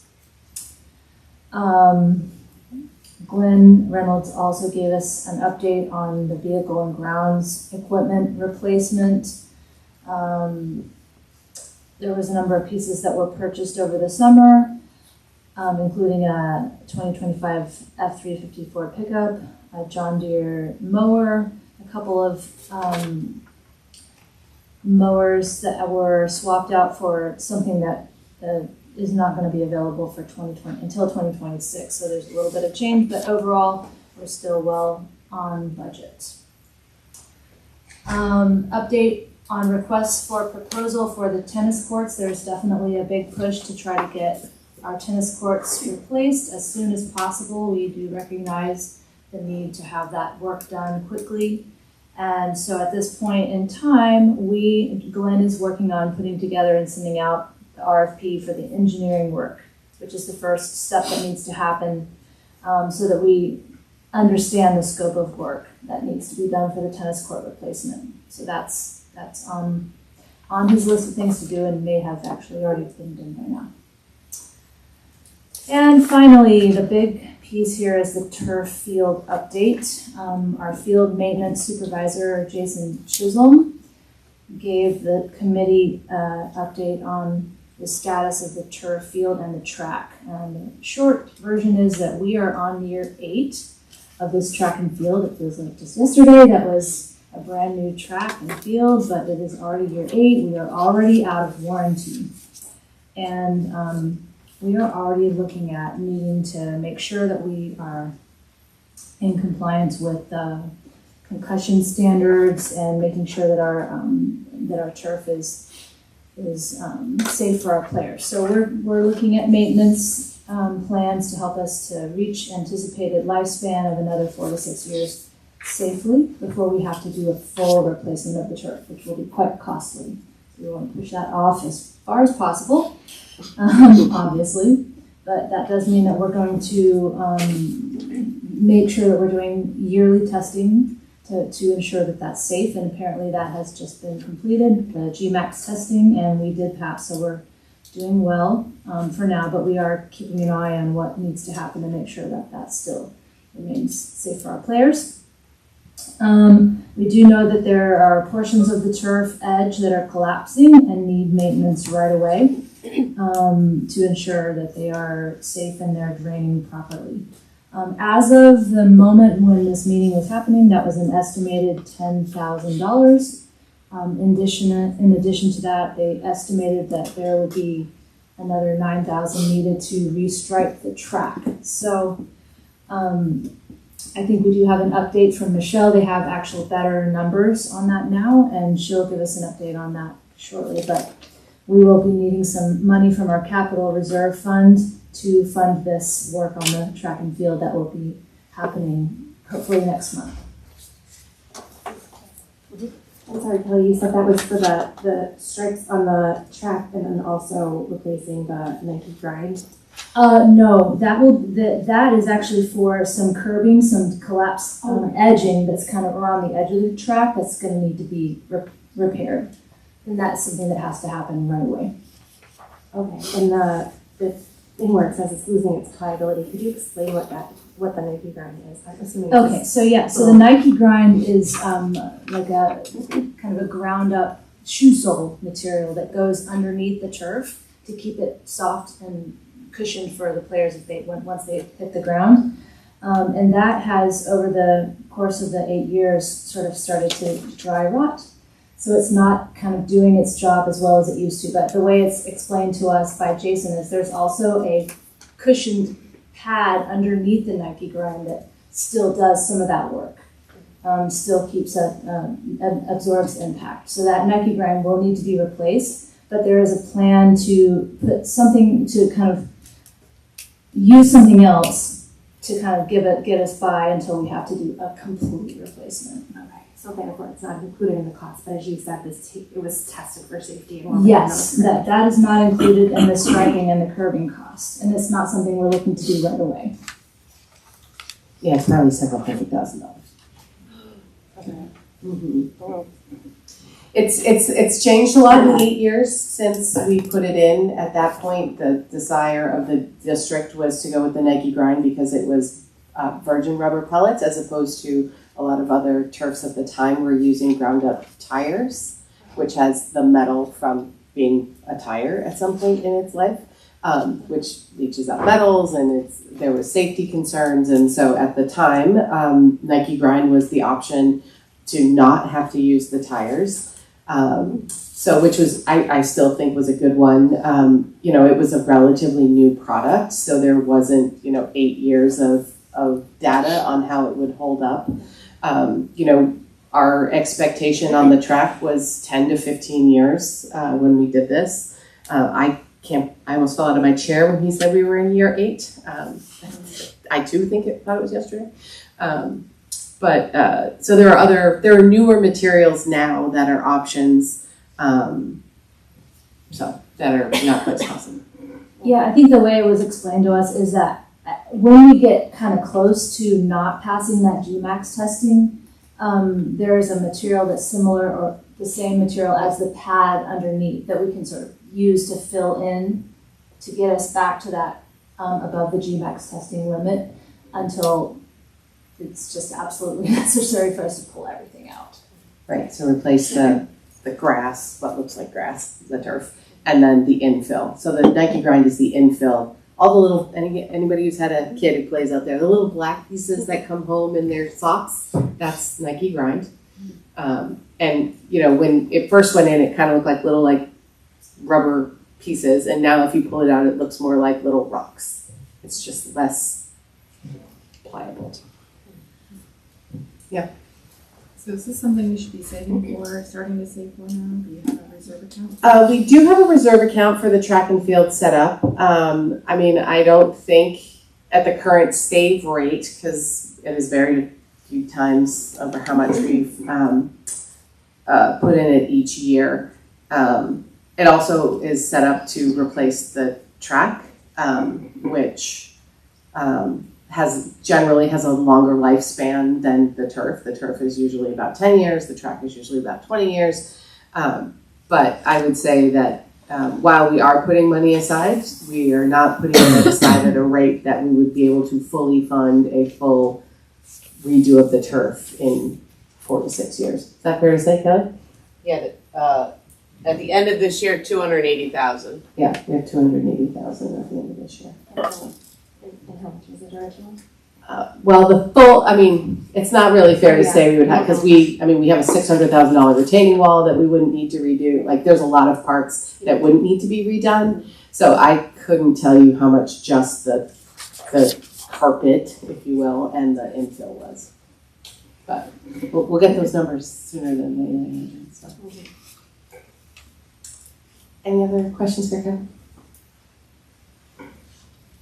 All right, policy, Colin. Thanks so much. So on June 11th, the policy committee met for our first meeting. We met via Google Meet online as we do. We meet virtually. I'll give sort of abbreviated summary of our activities. It was a longer meeting, but I'll give an abbreviated version of that. The core of it, really, we were Erica was kind enough to invite April Perkins, who's the director of multilingual programs for the South Portland schools and formerly the Maine State Director for multilingual programs, to come and just talk to the committee a bit about legal statutory requirements regarding ESOL and how those relate to our existing policies, board policies, which are IHBEA, the Program for Multilingual Learners, is where that is currently housed, and also how that relates to our requirement to have a LAO plan. So we had a very helpful conversation about that. There was no action that was taken on that, and there was no revisions made to that, but we're going to be continuing to explore both IHBEA and also its relationship to the required LAO plan as well. We are Tom did an amazing amount of work to generate a work plan that we're continuing to look at to see how we're going to approach addressing both the you alluded to the how did you call it, an extravaganza? Extravaganza. Yeah, extravaganza that you went to understand the legal changes that we need to make sure that we address from a policy perspective, as well as making as big a dent as we can in our log of regular 5-year, on average, review of our existing policies. We did spend some time also talking about policy JICK, bullying, and it notes on for anyone following along at home, or for you here at the table, it notes here that I made a motion to bring that policy as we had discussed it to the board, but we, as we sent the policy to council, and they had some additional thoughts that we're going to be taking into consideration at our next committee meeting. So that is we're not bringing that before you tonight. There's also a list of other policies that were tabled. I'm not going to list those, but just to say we have our work cut out for us this year, but we're very looking forward to getting the work done, and very glad to have Tom as our liaison to the administration to work with us on that. So we'll take any questions. Anna? How many policies total are you thinking you're going to need to update because of legal stuff, or just update? I haven't gotten that number yet, but Tom? There's quite a few. Well, Colin, you were extremely gracious, and I appreciate it. I did start out with high hopes of developing an ambitious work plan to get through there's kind of a backlog of policies that should be reviewed. I'm going to have to rethink that because there's a lot of work to do. But I can tell you some of the important new policies, and based on new statutes that have just come out, that we're going to have to prioritize. Like there's a new law on the restraint and seclusion language in schools. That means we need a new policy. There's a new law about temperature guidelines in schools, which will require us to have a policy. I can't remember anymore off the top of my head, but I walked out of there with a manual of a whole bunch of things tagged for policy. So, yeah, we've got a lift.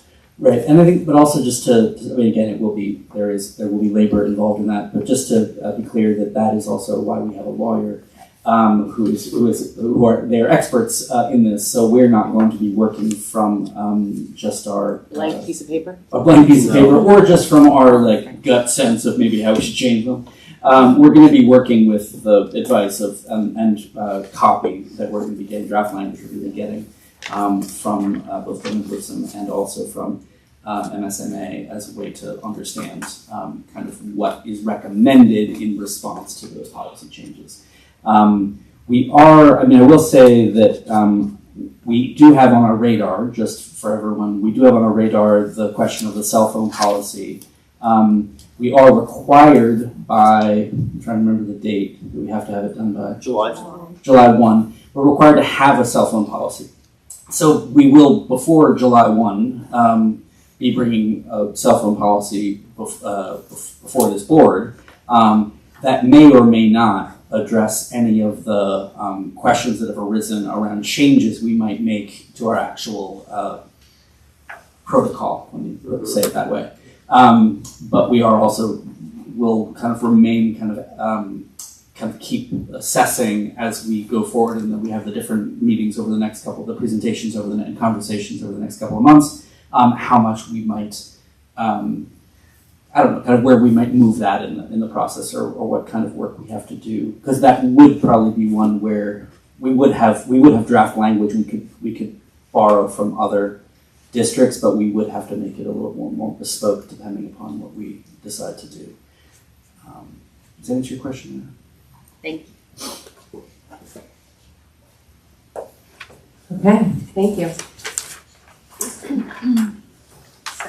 As Colin mentioned, we don't have any policies for review tonight. So we will move on to new business.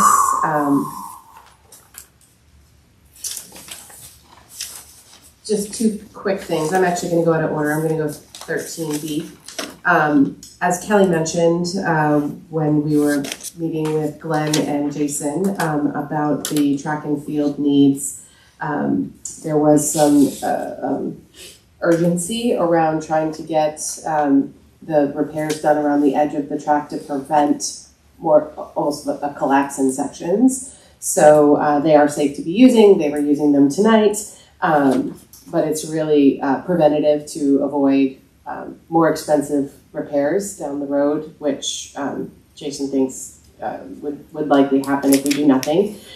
So there was a request, and as Kelly mentioned, it's kind of two parts. It was $9,000 for the restriping of the lines that go around the track, and then originally we thought it was about $12,000 for that curbing. We have since gotten bids, and the recommended bid is a bit higher once they came in and actually looked at what the specific work that needs to be done.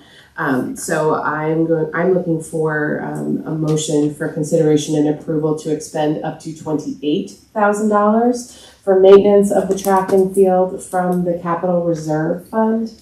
Do I have a motion for that? And we can talk about it. Thank you, Kelly and Chris.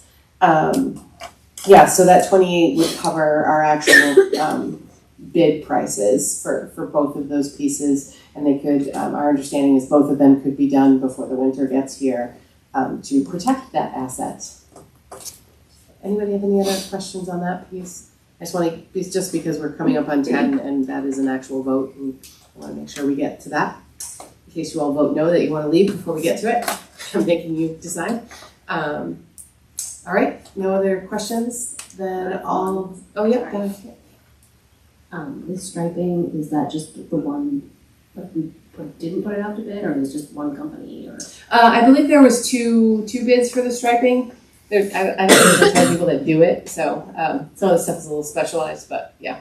And just because of the dollar size, so our policy requires things over a certain threshold have to go out to bid, and it's a public bid and a public opening and all those fun things. Things under threshold, I want to say it's $50,000. $25,000? It depends on what it is. Yeah, right, okay. So this one wouldn't have required sort of a full bid process anyway, I don't believe, but we did get a couple of quotes, just as is prudent. And that was the price that came in. Good question. All right, that's good. I'm ready now. All right, all those in favor? Great, none opposed. The only other thing that we have on the agenda for this evening, other than public comment for all the folks in the crowd, is the MSMA Fall Conference registration form. So in your packets is the pink page. The 2-day conference is in Augusta at the Civic Center on the 23rd and the 24th of October. I highly encourage folks to attend. If you would like to go, just let Ginny know by the 3rd, which is next Friday, that you'd like to attend, and she will get you signed up, and the district will cover the cost for you. On the back of that page is just sort of a preliminary list of the offerings, so you can see there's things from legal discussions about collective bargaining to First Amendment rights in public meetings to AI in schools. There is a wide variety of topics that they cover, and you will not walk out of there without learning a great deal. And the keynote speaker, which is always the first morning, is always really, really good. So I unfortunately will not be there this year. I am in Denver that week. Well, good. So you can go hang out with Tom, and I imagine Erica's probably going as well. Yeah, particularly for new board members, I highly encourage, if you can make it work, even if you can only make one of the 2 days work because of work schedule, kid schedule, whatever it might be, I think it's still worthwhile. So if you can go, please let Ginny know by next Friday. Do we know if Ted's going to be there? Oh no, Ted left. Yeah, I'll just echo that. I think, if you can possibly go even for half a day, go. It's just, as I think I was saying maybe to Valerie, that I think just being in a space where you're surrounded by people who are doing nothing but thinking about school board things and all are sort of on that same frequency, there's just a real benefit to just being in that space for a couple of hours. Yep. So I really highly recommend going. It's a great point. In addition to all of the actual clinic offerings, it's really good networking with other board members. And so basically folks that go are board members and superintendents and assistant superintendents, typically who you're going to find. So the coolest people. The coolest people around, obviously. All right. Any questions on that? If you have specific questions, feel free to reach out. Happy to answer any questions that I can. All right, then not seeing anyone here for public comment, but I'll pause. All right, I would take a motion to adjourn. Everyone's hand goes up. I think it was Steph and Anna. All those in favor? Great. 9:58. Thank you.